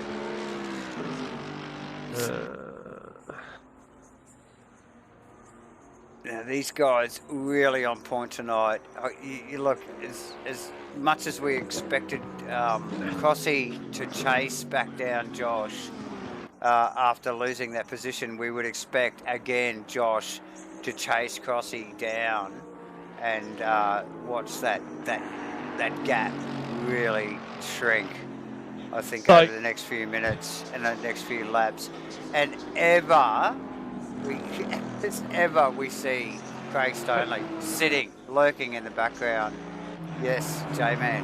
Okay, so something I just picked up on. I'm just going to intercept the message. No mistake, the Merc just outpowered the Porsche, but I don't know. I've just picked up some telemetry that's telling me that Josh is running map 8 of 10. Now, for those of you so that's a slow map. ACC, I don't know what map 8 is on the Porsche, but I was pretty confident that map 1 was the max fuel map for dry running at ACC. So if you guys watching have got any more info on map 8 for a Porsche, might give us an insight as to A, does he just not know? Or B, is he in some trouble with fuel? And if he was, you would think with 46 minutes to go and another stop to make, he would just go and make it, put the right amount of fuel in and press on. Is there a strategy at play? What is the theory, J-Man? I love he has to stop. It's mandated, so I'm not sure what's going on. Well, him and Crossy alike, you know, these boys are still got to do one more stop. There's only 3 of the boys that have made their official stops, Wentz, Satherley and Melling. So, yeah, just... here we go, Crossy in. Yeah, Number 1 car in. Vedica goes across the line, Stoneley across the line. That Porsche on map 8, you know, we saw Crossy blow his doors off down the straight there a couple of times. Mate. Is that a direct result of that? Oh, you'd think so. If what you're saying is it's a low map on the fuel scale, then you surely. I've got to go and do some homework as we speak, mate. I've got to jump on the keyboard. Get on the Google. See what's what. So, Cross still on the jack. Who's he vulnerable to? Aztec, Vedica, Josco, Davison. It will come out in the wash. All these boys need to pit. We see Simpson in, Josco in. Rowe is out actually already for the night. Cross and leaves the pits. Clean air. He'll take advantage of this, no doubt, J-Man, with clean air and just want to really make a really nice outlap, get those pressures up and the tyres up to 10 and get cracking. Just watch Freddie. 8 is the new 1 after the update, apparently. So, Vedica through R30 down into Casio. Does he pit? Does he counter? We've got Stoneley right behind him. Stoneley, the closest he's been. Stoneley stays out. Jossie in really fast. Thanks, Aaron. Yep, just should have waited for that reply. I had to go Google search him, but thank you for that. Yeah, we see 8 is quali, full power, maximum fuel usage. So just the Porsche just suffering in a straight line versus the Merc. Yeah, I think, and is that a wing setting though too, maybe? Oh, look, it could be. It could be. I can tell you now, he runs his traction control very, very low as well. So Josh, very, very adept to the usage of to the throttle. low traction. Yeah, so So watch this space. Stoney stays out as he runs his way up the hill, up through Dunlop. Yep. But who will we be watching? We will be watching for Crossland, Steve Crossland. Comes into the final chicane. Out of the back of Joshua's car. He's still on the jacks. Still on the jack. Crossy's got this. Still on the jack. He's off the jacks really badly. Oh, really awful exit there. Yep. I heard the Merc just fly past. Yeah, no, it's and easily. Gosh, you could come vulnerable here to Craig Stoney for P2, I think. There's still 42 minutes to go. Oh, I don't think Joshua's had a good pit stop there, J-Man. I think he's really had a shit pit stop, to be honest. I agree. And Jossie just jumps out the way there of Craig Stoney. Who you still got to make a stop. I've just got eyes on Stoney. I want to see if he comes in this lap. Expecting he possibly will. Does he hold it tight? Yes, he's looking like he's coming in. He is in the lane. Very quick on the entry. Can he get the thing stopped before Jay? Yes, he can. Does a beautiful job actually on the entry. Gets the car over nice and early, lining up the pit box. He is the last of your stoppers, I believe. Oh, actually, no. Brendan Rolfe. A couple more still. Yep. Oh, Max Hawkins got a drive through. Rodriguez. So Stoney in. Crossland clearly got Rediger in their last series of pit stop. Jackson went still in 4th position after himself clearing the pit stop. Tom's worked his way. He's literally 10, maybe 15 car lengths off the back of his teammate Jackson Wentz's car in 5th position. J-Man, unbelievable. Aztec in 6th. Pretty well struggled for pace all night tonight. Ashley, pretty solid effort. Hasn't really. Can I throw a curveball out there, Dave? Yeah, Ashley Vedder 7, just going 8. He goes in at 9th. 10th, Maxwell Hawkins, Brendan Rolfe on 11th, Kenny Simpson 12th. Yes, go, Steve Milling 13th. Rain in 7 minutes. Ah, stop. I am not kidding you. I shit you not, my friend. There's 40 minutes to go, and it's going to rain. So he who hasn't made his official final stop, who are these people? We just see Ashley Rediger take out one of the somebody grab the phone, ring Brendan Rolfe, tell him to hold off his pit stop for 7 minutes, and slam a wet on that bad bitch, and come home and win this race. Hold the phone. No. Look, we can't. I'm nearly lost for words. It's coming, mate. It is coming. I saw the cloud roll in about 10 minutes ago. The effective moonshine or the sunlight behind the cloud disappeared on our graphic. Yeah. And that was no longer. And we can see that inside the next 7 minutes, so I can tell you with half an hour to go, the rain will start falling on this race. Yeah, and depending on how hard it falls will be how long these slicks maintain their heat. Yes, and you can clearly see that if you've got a keen eye, people, like J-Man was just saying. If you look in the distance there is no stars in the sky. Absolutely. The moon's gone. It is cloud cover. It is coming over. Watch this space. Bring it. I think Jossie called it early in the practice session tonight. He said, make it rain. Well, we don't make anything happen here. We just watch and call it as we see it. But I tell you what, if this thing rains with half an hour to go, this will be an absolute screamer.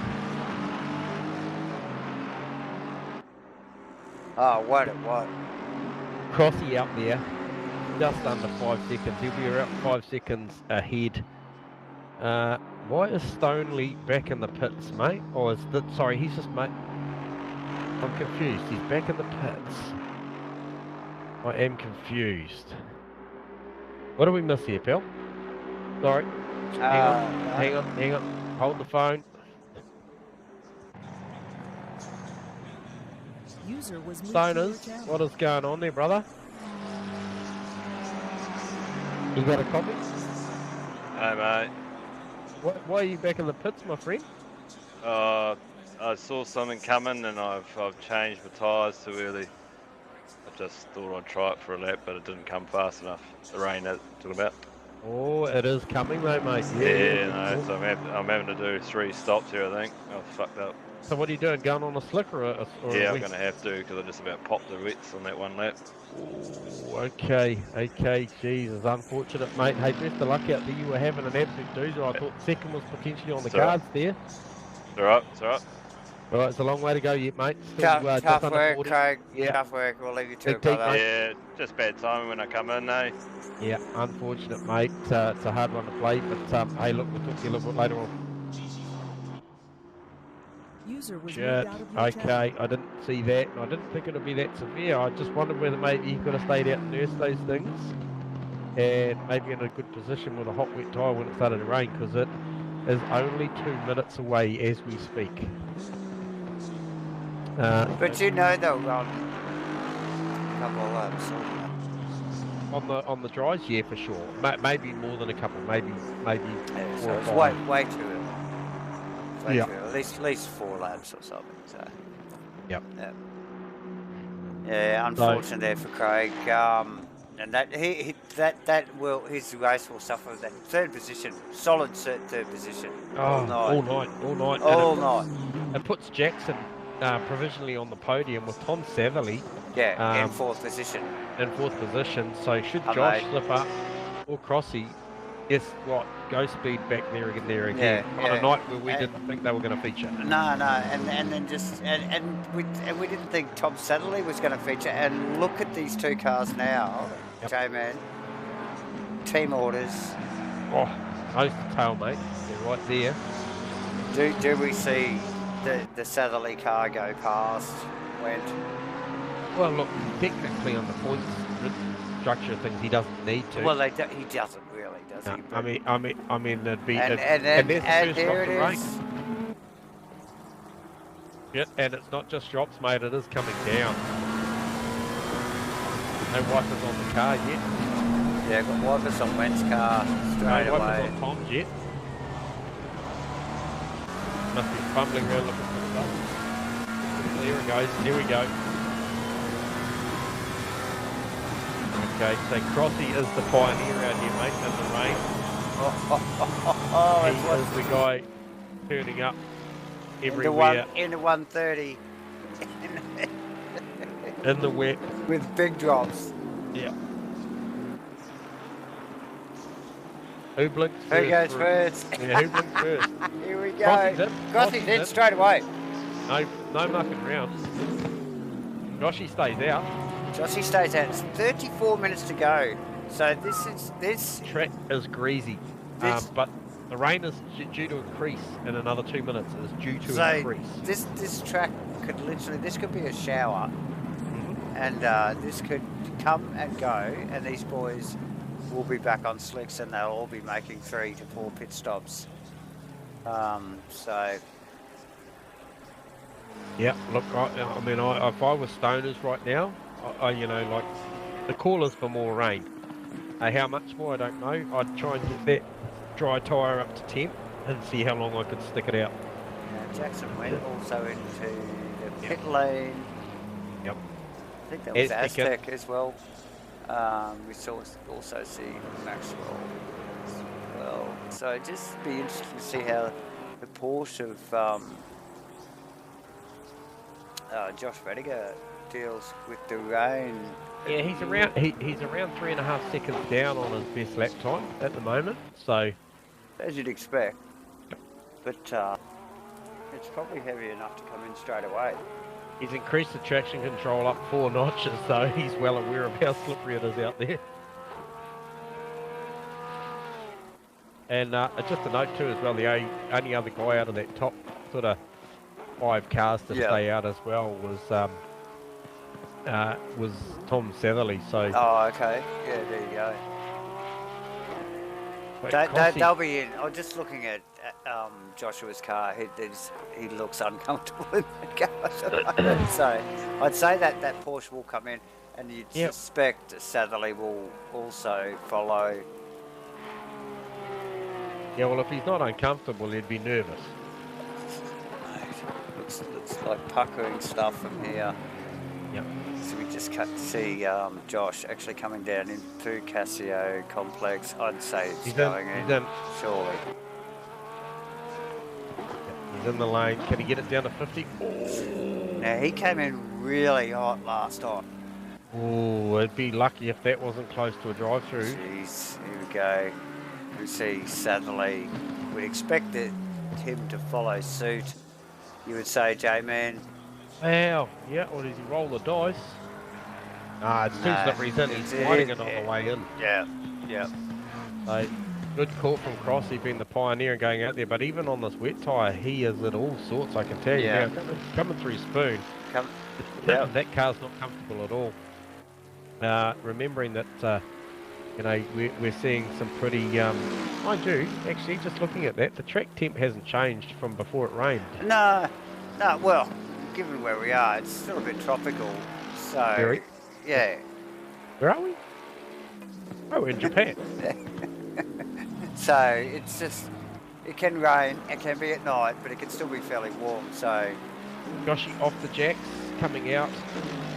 This is going to be really close with Crossy again, I can tell you now, that they will fight for this position through turn 1, 2, I would think. Okay, no, not so much. Joshy getting the job done there. So staying out on that tyre for one more lap has proved very, very efficient for Joshy.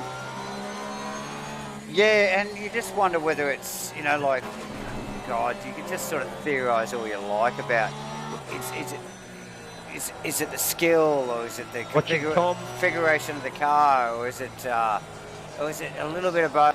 So, Thomas out the back of Tom's car. You just watched he has a bit of an incident with B-Dog coming out the lane. Yeah, that was actually Jackson Wen. It was Jackson. Yeah. So that's not B-Dog, is it? That was Tom. That's Tom and B-Dog. Tom can't get past Brendan. He cannot get past B-Dog. Oh, he tags B-Dog. Hit him again. I don't know where you're looking, mate. Oh, I'm watching Tom Satherley, mate. He's just had multiple contacts with Brendan out of the lane, and then on the outlap as well. They've just had contact a multitude of times. He's eventually got past, but the car doesn't look comfortable at all. So I don't know what went on there, but he's lost the position to Aztec, and yeah, that was a real strange one. I'd like to know what that was all about. I'm sure you and me both. So as we just that was a real weird one. Sorry, mate. I should have called you down there, but I was just watching it as it unfolded. Comes out of the hairpin with just in behind there. Actually, that's B-Dog and one of the blue Ferraris, I think, getting a bit of a touch up. So still going on in the background there. Yeah. With a bit of biff and barge. So as we just see, who was that with Maxwell Hawkins? Was it? Oh, you wouldn't want to put too much wheels out on that Astro there. We'll just pick up back on Steve Crossan actually as he gets to grip with his wet tyre and chases down Josh Vettiger. We know how good Josh has been historically in the wet too, Davo. Not so much on, you know, I'm not sort of probably going to reference too much, you know, probably this season, but like, you know, there's seasons gone by where I think he's driven back through the field in the wet after an incident. Might have been one at Nürburgring actually. Was there no Nürburgring? Yeah, because the wet, not for everyone. No. Particularly at Suzuka. pretty high G, a high load track. You know, like we were saying earlier, very twisty track, but very high average top speed and high average speed, and so yeah, a lot of lateral Gs, a lot of cornering. We just watch Crossy come out of the hairpin, chasing that Porsche down. Probably the biggest loser here, I suppose, in this top group of cars, this Craig Stanley. Yeah, just called it wrong, and it's dropped him down to 9th, which is probably still not a bad result. No, given the situation, that's right. And he's got Nick Davidson in his sights up in front, so you know there's still time to make a positive too. I mean, you know, given that we've 27 minutes to go, there's still a lot to play for. Yeah, here. into that last quarter of the game here tonight, J-Man, and yeah, he might pick up a position or two here. He might pick up Davo there, Nick Davison, but I think Josco probably too far out for. Yeah, but then the other thing to factor in too, Davo, is obviously the temperature's not going to change a lot, but your ability about adjusting the TC and the ABS and stuff on there, and the mapping definitely, will because you know we know from what we can see on the graphic is that it's going to increase raining a little bit harder in the next 2 minutes, and then a little bit harder again in another 7. So there's more rain to come. Yeah, and so it's all about managing those electronic controls, as we just see Stanley very sideways. Wow, so sideways. I think it's Dunlop curve. I think they're coming out of there and very quick.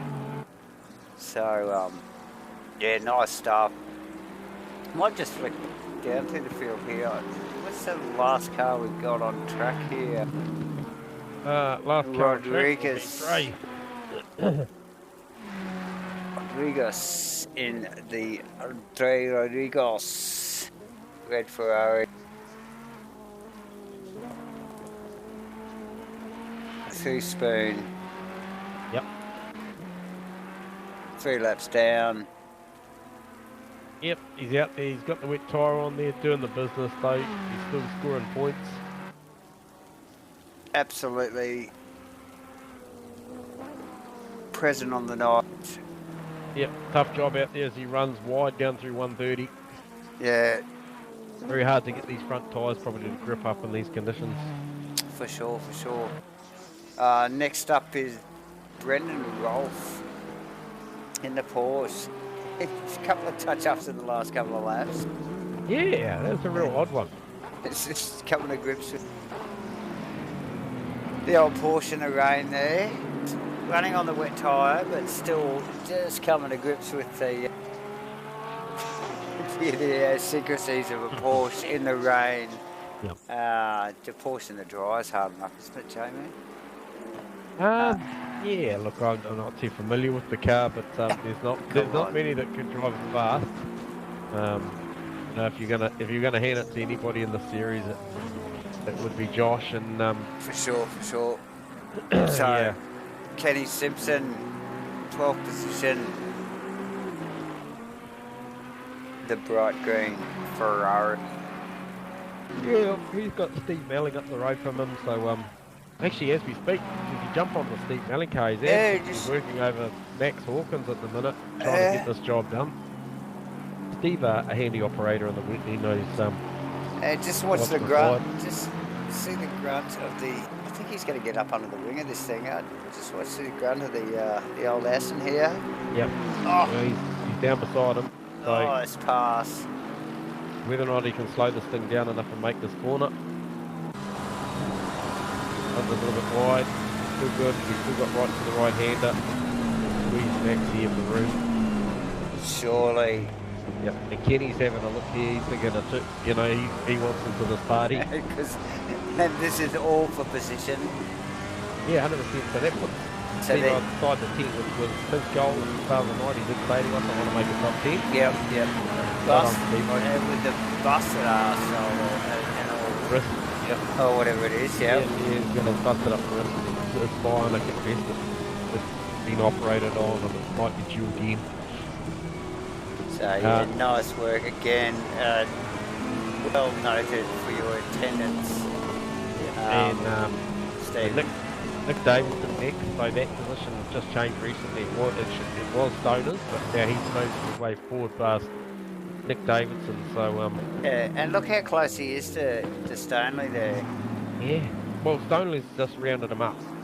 Oh, Stanley's just rounded him up. Yeah, Oh just yes, rounded him up actually faster you than did too. That's right. Yeah.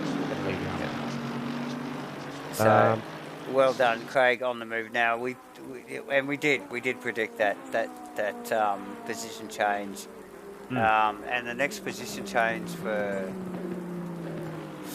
Stanley would be Josco, and just where is Josy? Yeah, he's half a minute down the road, bro. Yeah, 25 seconds down the road. yeah, we didn't think that was going to happen in the next 22 minutes. So, Nah. and I doubt it will still. So yeah, nice work from Josy there actually. Just keeping his nose clean all night. A little bit of low attendance and some attrition, and yeah, just smashing it out there. Nice work, staying consistent.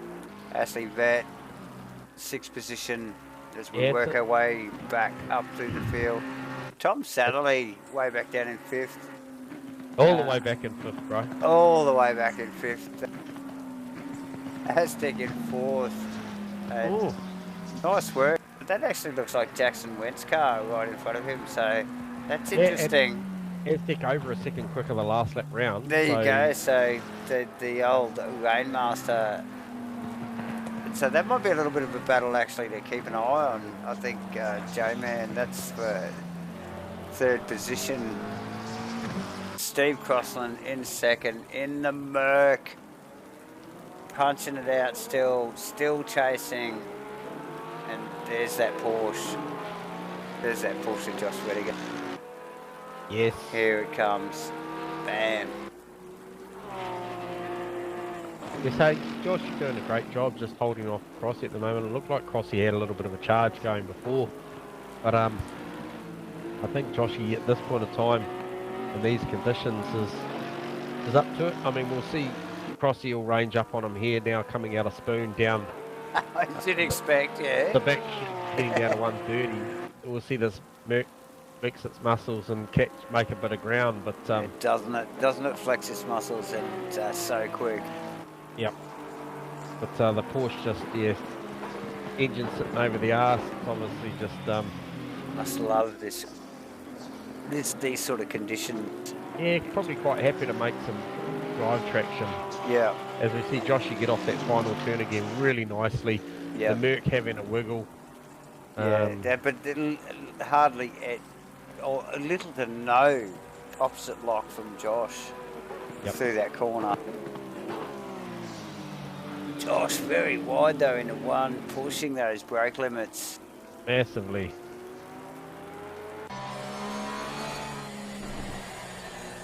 Yeah, so I'm sure Crossy can smell that blood, but then what can you do, J-Man? You know, you got this big fat Merc, you know, this huge motor in front of you, front rear.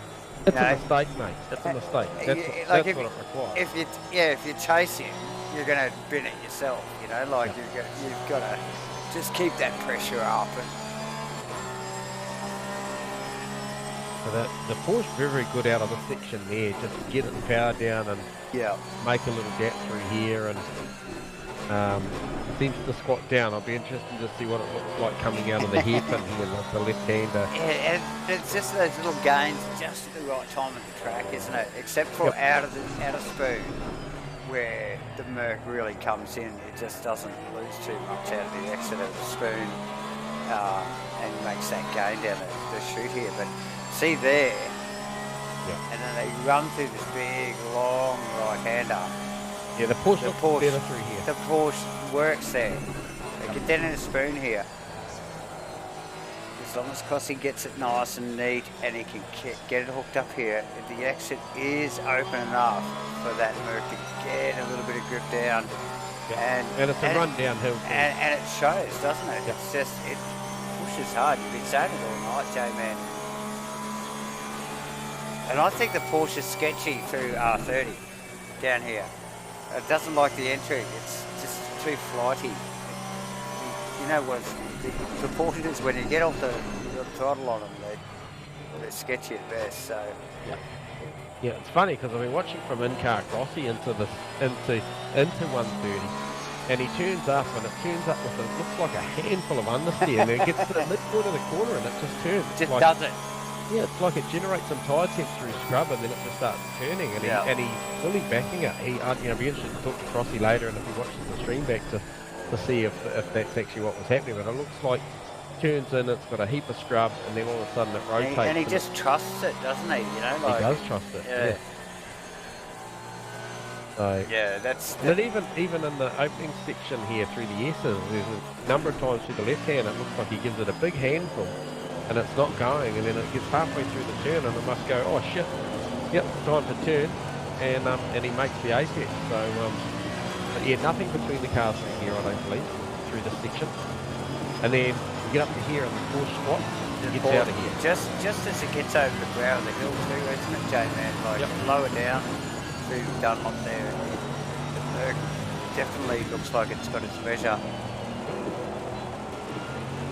Yeah, tricky track, very complex Suzuka, multiple different apexes and camber angles, multiple different straight and fast section situations. So clearly one of the classics, and perfect place to have like Spa, one of the perfect places to have an Enduro, J-Man, and we didn't expect a rain tonight. Oh no, we didn't. Oh no, we didn't indeed. But I can tell you now that as he got that buffer down to Jackson down to was 1.2. It'll be interesting to see what comes up on the delta next time around, because he's it's close. He's right there. So yeah, nice work to get that McLaren up behind the went car. Well, he's got to hustle because Satherley's behind him. Satherley is behind him, and he won't. He won't back off. He'll be there to support his mate up front. So. How many times have we seen? Look at the big slides all of them had out of that corner. Yeah. All of them had the slide. Oh mate, I wish we had slow-mo replays on ACC, because mate, we'd be using it all the time. You'd hardly see any racing, but you'd all love it. But haven't we seen this sandwich situation? We saw it last week with Crossy, where the two Go Speed cars had Crossy sandwich between them, and they can really control what they're doing with their positions. Yep. So we see it again here. Third, fourth, fifth. Who you got in front of them is B-Dog. T1, that's B-Dog. Anthony, very, very good into one. Very good into one. Watch the ground he makes up here. I rate Aztec as a rain driver, so just a cool head. I think he can do it, but the pressure, and now as they range up on B-Dog here, this is a very awkward situation. Even with B-Dog well out of the way, you know how much that can break your concentration, J-Man. Well, just the peripheral disturbance. Yeah. You got a car out to the side, you're wondering if you're going to clear him, and you slowed out off the apex. Yeah, and who's getting a gain and who's not, you know, like... Yep. But, look, Aztec's been in this position multiple times before, either A in the front or B behind someone in the closing dying stages of this race. Multiple races this season. Yeah. He nearly tagged the back of yeah. Very, very close. The ABS would have been tweaking. And I don't think he actually went that deep. I think Jackson had gone that early, and you see Aztec very sideways. He tries to get that power back down and get that gain back, but I think... You watch them all through Spoon, they're all very, very nervous. Jackson with a big slide. Look at the big slide from Jackson and Thomas. Yeah, massive. Oh, very nice stuff. Yeah. It's beautiful to watch these guys run at this sort of pace. And at this end of the race, J-Man, we look at 13 minutes to go. It's epic. pissing down rain, middle of the night. Oh, Thomas up the inside. Oh, gets all kinds of sideways. Keeps it together, still on the inside. Oh, it's sideways again. Oh my God. Brilliant. Can we Beautiful. just go back in time? 30 seconds, people. Yeah. Watch that again. That was big brave stuff. And We're they going come to out of it. go back to Dudley's car here. Just watch this. Ducks up the outside, ducks up the inside. Oh, a little bit of contact from Aztec. Bam, sideways. Bam, he's going again. Just all over it. It was a big move down the inside. I wonder whether it was an outbreak, if anything, and he just decided to press on with it. Oh, well, what more have you got to do when you're out-braked, mate? You know? Yeah. You're committed, aren't you? Oh, man, I'll tell you what, that was big with 12 minutes to go. 12 minutes to go. I don't expect this to change anytime soon. I doubt it. Look, oh, look at the sideways action out of Satherley's car. Oh, my gosh. Oh, my. And I'll tell you what, she's closed up the front. And not quite as close as the Beverly Aztec battle, but I'll tell you what, she's all to play for. Oh, she's good. What is it? 9/10 there. Yep. But, give me another 3 or 4 tenths and get back to me. Yep, 100%. Because we're looking at about 1/10 here between.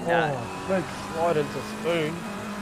Aztec, because they round up Dre on the outside. Oh, and Dre just like doesn't want to know anything about it. No, These boys in the back doing a fantastic job actually to get out of the way of these guys. These guys are moving quick.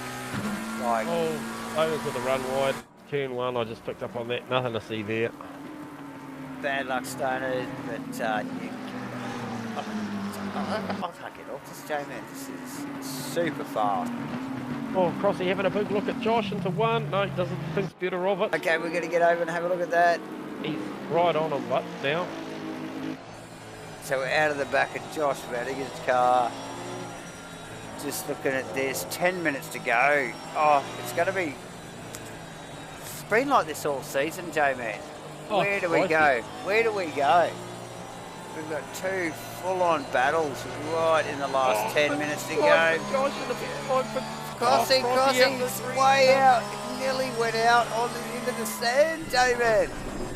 Pushing hard, mate. And look how quick he gets back on him, though. Because Jossie also had that slip, deals with it super quick. Wow. Man, how crazy is that? Oh, we've got to go back. We've got to go back. Yeah, well, little, tiny little margin. Aztec. As we When hear the pit window Satherley, close. pit window's closed. It's all over. But the shouting. Look at these 3 McLarens. Bam, bam, bam. Oh. 3rd, 4th, 5th. Yep. Aztec attacking. Jackson again. This is for 3rd position, everyone. Oh, he's going to hit him. He's going to tag. He hit him that time. He definitely hit him that time. When He won't pass him. There'll be no bump and run.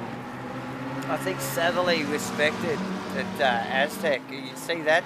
Yeah. J-Man. He lifted as well. He lifted as well. These guys have got no pressure behind them.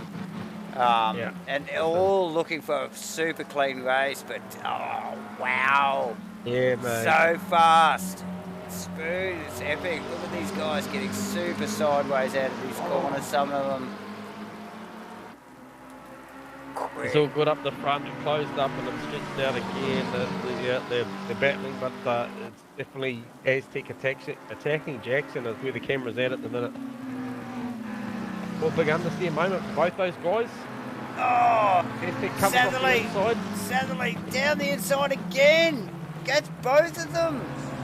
Goes deep. Oh, you no. can't make a pass off track. You cannot make a pass off track. Will he give that back? Surely. I bet he will. I bet he'll give it back. Oh, we're going to go back and look at that.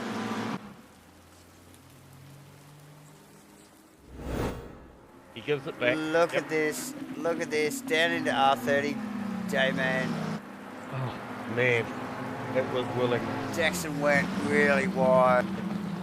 He was setting it up to Thomas as goes they deep down the inside. Jackson goes through. Lets Aztec through. Oh, does he let Aztec through?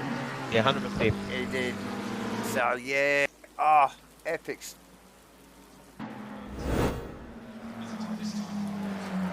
Closing stage of this race. Okay, man. Look, it's like 7.5 minutes to go or something.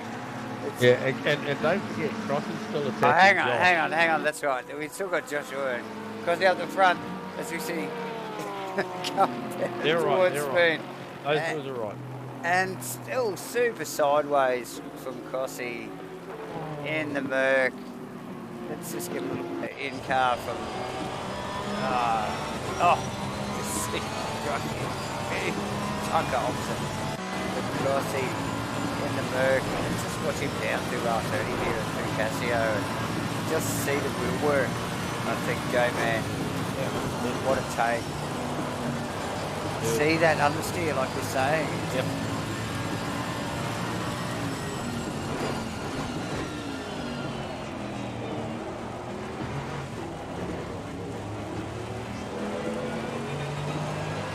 Oh, see that squat from the Porsche though, can't you? And it just takes off.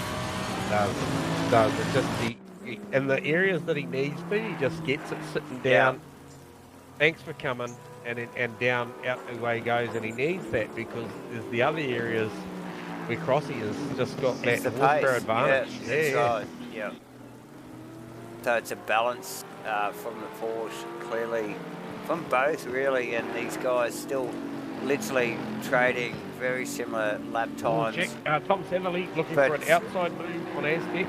But getting them from different...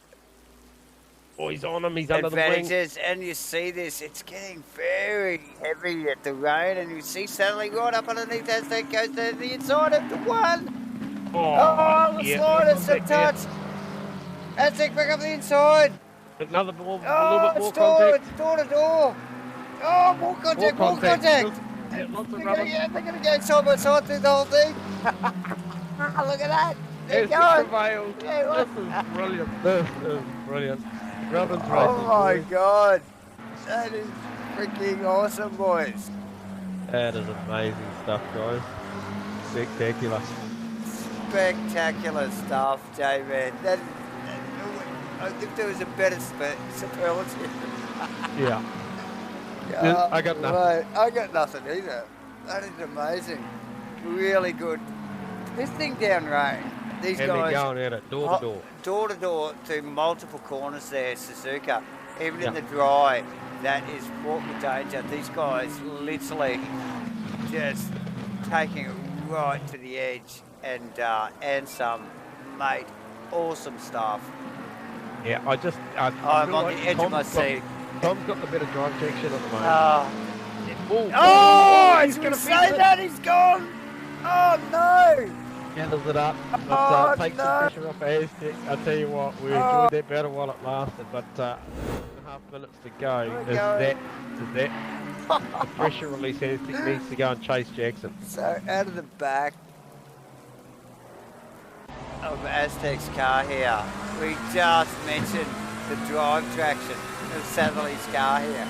Look out of the back here, Satterley gets so sideways, licks it off track into the wall. Oh, the track looks seriously wet. Amazing footage, J-Man, and what a race it is shaped up to. And I tell you what, Aztec is ranging up onto the not back of over. Jackson. I know, but look how slippery that car looks. I just hope he doesn't win it. Let's get up the front here. Josh Vediger still number one. Talk about sliding sideways. Wow. Slips all the way through that corner before he heads into Dunlop. Still looks fast. Oh, unbelievable. I want to get a replay on that just to watch his in-car. That's fantastic. Brilliant piece of driving there. So close to the end of this race, J-Man. 3.5 minutes to go. Can tell you, if we were racing for longer, the rain is due to reduce at about 7 minutes, but The cars will be back in the box by then. Yeah, it might stop after we finish the interviews. Yeah, it could be. It's looking very dark and hazy now. Yep. And 4 o'clock in the morning, it is starting to get lighter by there. Aztec's still pushing hard, hasn't given up on a podium. And Crossy hasn't given up on a race win. now I don't think Crossy gave up. Aztec gave up on the podium even with Satherley so close behind him, did he, earlier? Nah. But yeah, even now, he's still... Yeah. Oh, Crossy's lost it. Crossy has lost it as we speak. Gathers it up. Oh no, he has not. He's rotated again. Oh no, so let's have a quick look at the that. other guys to see him. Going to get it spun back around. He's still doing doughies. So that'll put Went, Aztec and Tom Satherley past him, possibly. They are close enough, aren't they? Nah, he's still okay. Okay, nice they're work. just coming through the chicane as well. So here we go, into 130. So Joshy with a heap of pressure off. Expect to see Wow, big slip from him. Massive. Crossy there. And that is that corner in a nutshell. Yep. So much lateral grip, so dangerous, particularly in the wet. And there you go, Crossy. Big lose. Just takes the pressure off. Will not lose a position, but taking a lot of pressure off the lead car, Joshua Vediger. And really doesn't have a lot of pressure from behind, actually. I don't even see Went in the background. Nah.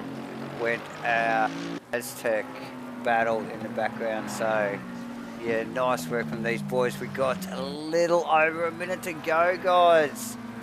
Wow, 2 hours at Suzuka overnight. Oh, and it got to the last half an hour and just ramped up, mate. And just add water, mate. Oh, just add water. Look, the first quarter and the last quarter of this race has been epic. Perfect scenario, J-Man. 100% just brilliance. Thanks to the weather gods. Or as we see, Aztec really wide there. Did you see that? The camera's picked up on it. Wow. These Yeah, guys potentially more grip out in the sand than there is on the track, though, Davo. 30 seconds to go. So we will see as the Vediger car comes down to R30 here. There will be one more lap, that's right. Say, or it'll be close, actually. Oh, 15 seconds to go. It will be close, actually. This may be it. 10 seconds. So I'd be saying this is going to be... Josh is short shifting. He slowed it down. He wants this thing done. He wants it over. It's game over. So congratulations, so look Josh. at that. Vediger. Welcome back. And what style, nice stuff. Some awesome battles. Crossland just seriously on fire. Nice work, Joshy. Yeah. Nothing. Well done, Crossy. Crossy though, man, what a standout! What an epic race from Crossland tonight, J-Man. Yep. Yeah. Amazing. Yeah. That Incredible drives from all these guys in the wet. Jackson just coming round to round out the podium and take that third position, a well-earned third position. Yes, and a well-earned fourth, I think, and fifth from Aztec and Thomas, respectively, because that was an epic little battle at the end there. And it was worthy of taking our attention away from the top spot, as it usually is, mate, isn't it, for those preliminary positions? So, freaking awesome work. Ashley Vediger in 6th. Yeah, look, he's just coming down to 130 now, so, you know, all forbid, nothing goes incredibly wrong here in the final 3 turns. Ashley will bring home a solid 6th position, and on a night like this when it all went incredibly tropical with 40 minutes That's a to nice go. way of putting it, yeah. Yeah, all I'm looking for, I mean, I'm out of superlatives, to be fair. That's a great drive, and Josy as well, just coming through 130. So he wasn't that far behind Ash. Stoners for a really good recovery after doing 16 Oh, pit look. stops. He's Yeah, done a great job. it's really got a feel for Stoner after 16 and a half pit stops tonight. So tough work, Jossie. Got shades of Greg Stoner. Ripper going to the toilet for 5 minutes, to be fair. But Jesus, mate. It's awful. um, It's an awful thought, really. well, it is.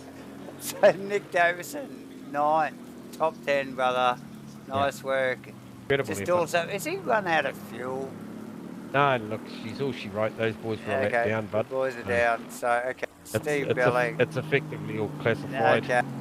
Maxwell. I'm not sure what the story is with Stoners, but why is it telling me Kenny not finished Simpson. the race? No, he's right. He's right. Kenny Simpson in 11th. Brandon Goffin. Rodriguez in 13th. Gunther Rowe was out. Troy Wilson was. Ryan Branson was out. Damien Jones out. Aaron Enright. Aaron Enright. What's Steve Wilson up to? He's just decided to come and park the car in here or something? And multiple other runners unable to attend for one reason or another soft reason. So, right, let's get the show on the road. Let's get the show on the road, J-Man. And you know what it is? It's time for the post-race interviews. It's in the hot box, brought to you by GoPro Racing.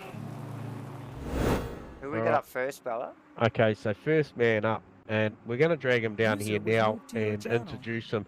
And this is probably the hardest third position on the podium that this guy's going to ever get. But Jackson, we got you on comms? Yeah, got us, boys. Dude, if that's not what you sign up for, I don't know what is. I'm fairly stuffed. Yeah, like seriously, in those conditions, that trio, that little trio going on with your teammate Aztec, was some of the best racing I've seen in a long time, man. That was just very, very high, intense, classy racing from you blokes, man. You guys were going at it. Oh yeah, full credit to both Tom and Aztec. It was good not to be having too many collisions. I don't know, something happened with Tom and Aztec. That's all I heard. But I tell you what, those last 20 minutes, that was some of the toughest conditions I've ever raced in. So how's the rain with 35 minutes to go? Eh? That threw some spice in the mix. We were loving that. So I wish I hadn't overloaded the fuel tank by about 11 laps. Oh, so that would have been nice. Yeah. So we had too much in the tank in dry conditions, and then we were using less fuel in the wet, so it was no opportunity to burn it off. Way too much. Yeah, fair enough. Hey, well, look, that bodes well for the, we mentioned at the top end of the stream, mate, you came in with aspirations and intentions about, what you wanted to achieve this season, and, with Tom, with almost two hands on the drivers, and you're sitting there in second and comfortably in the lead with one round to go in this championship, man, you guys are doing a fantastic job, and that third position there tonight, on a night where if you had said to us at the halfway mark, we, to be honest, wrote you guys off the podium tonight. We didn't think early in the piece that the Ghost Speed cars were quite in the window. Till half race, at least. Yeah. Well, you got lucky with Stoners, I think. I don't know what happened with him, but can I also just say that was with, I think we started practicing at about 6 my time, so that's, I think, 9 you guys. So during practice is the only practice I had. Nine's quali. Yeah, so practice is the only practice that I've had for this track, so it was tough.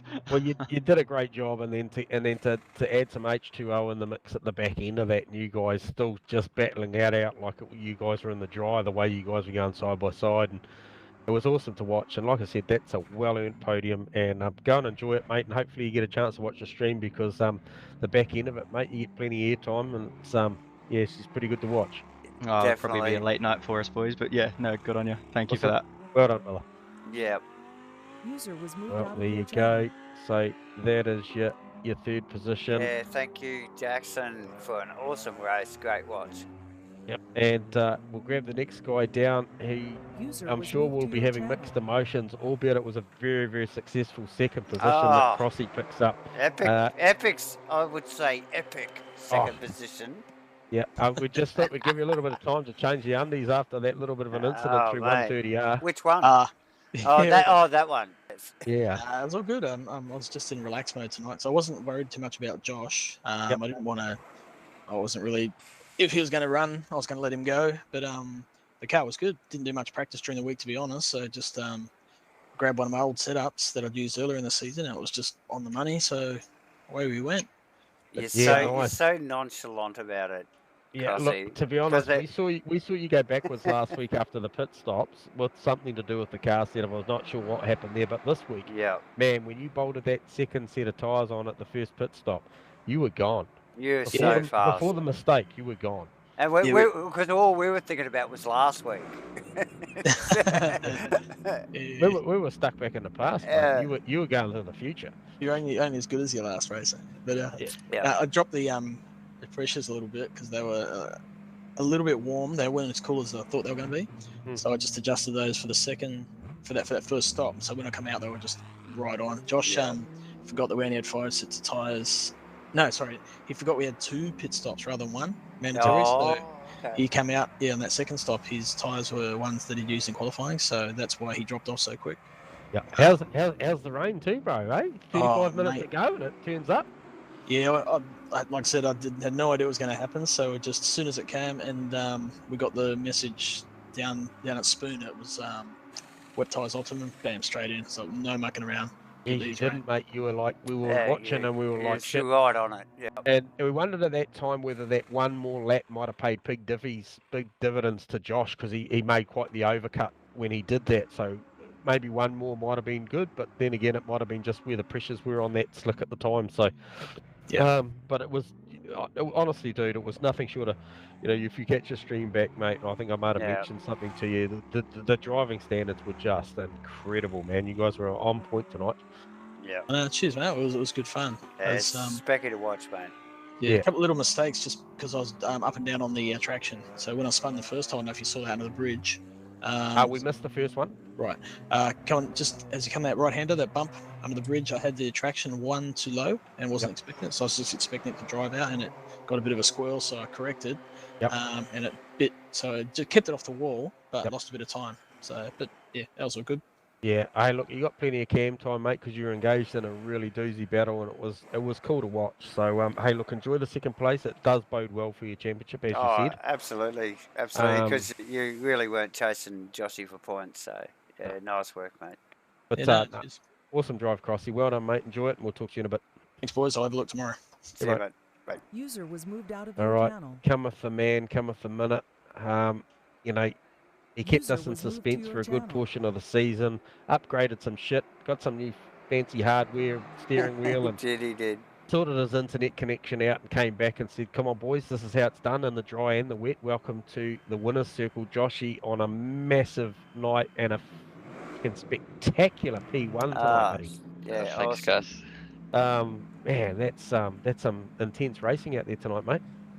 Yeah, it's my hands are really sore from gripping the wheel so tight for so long. It wasn't easy.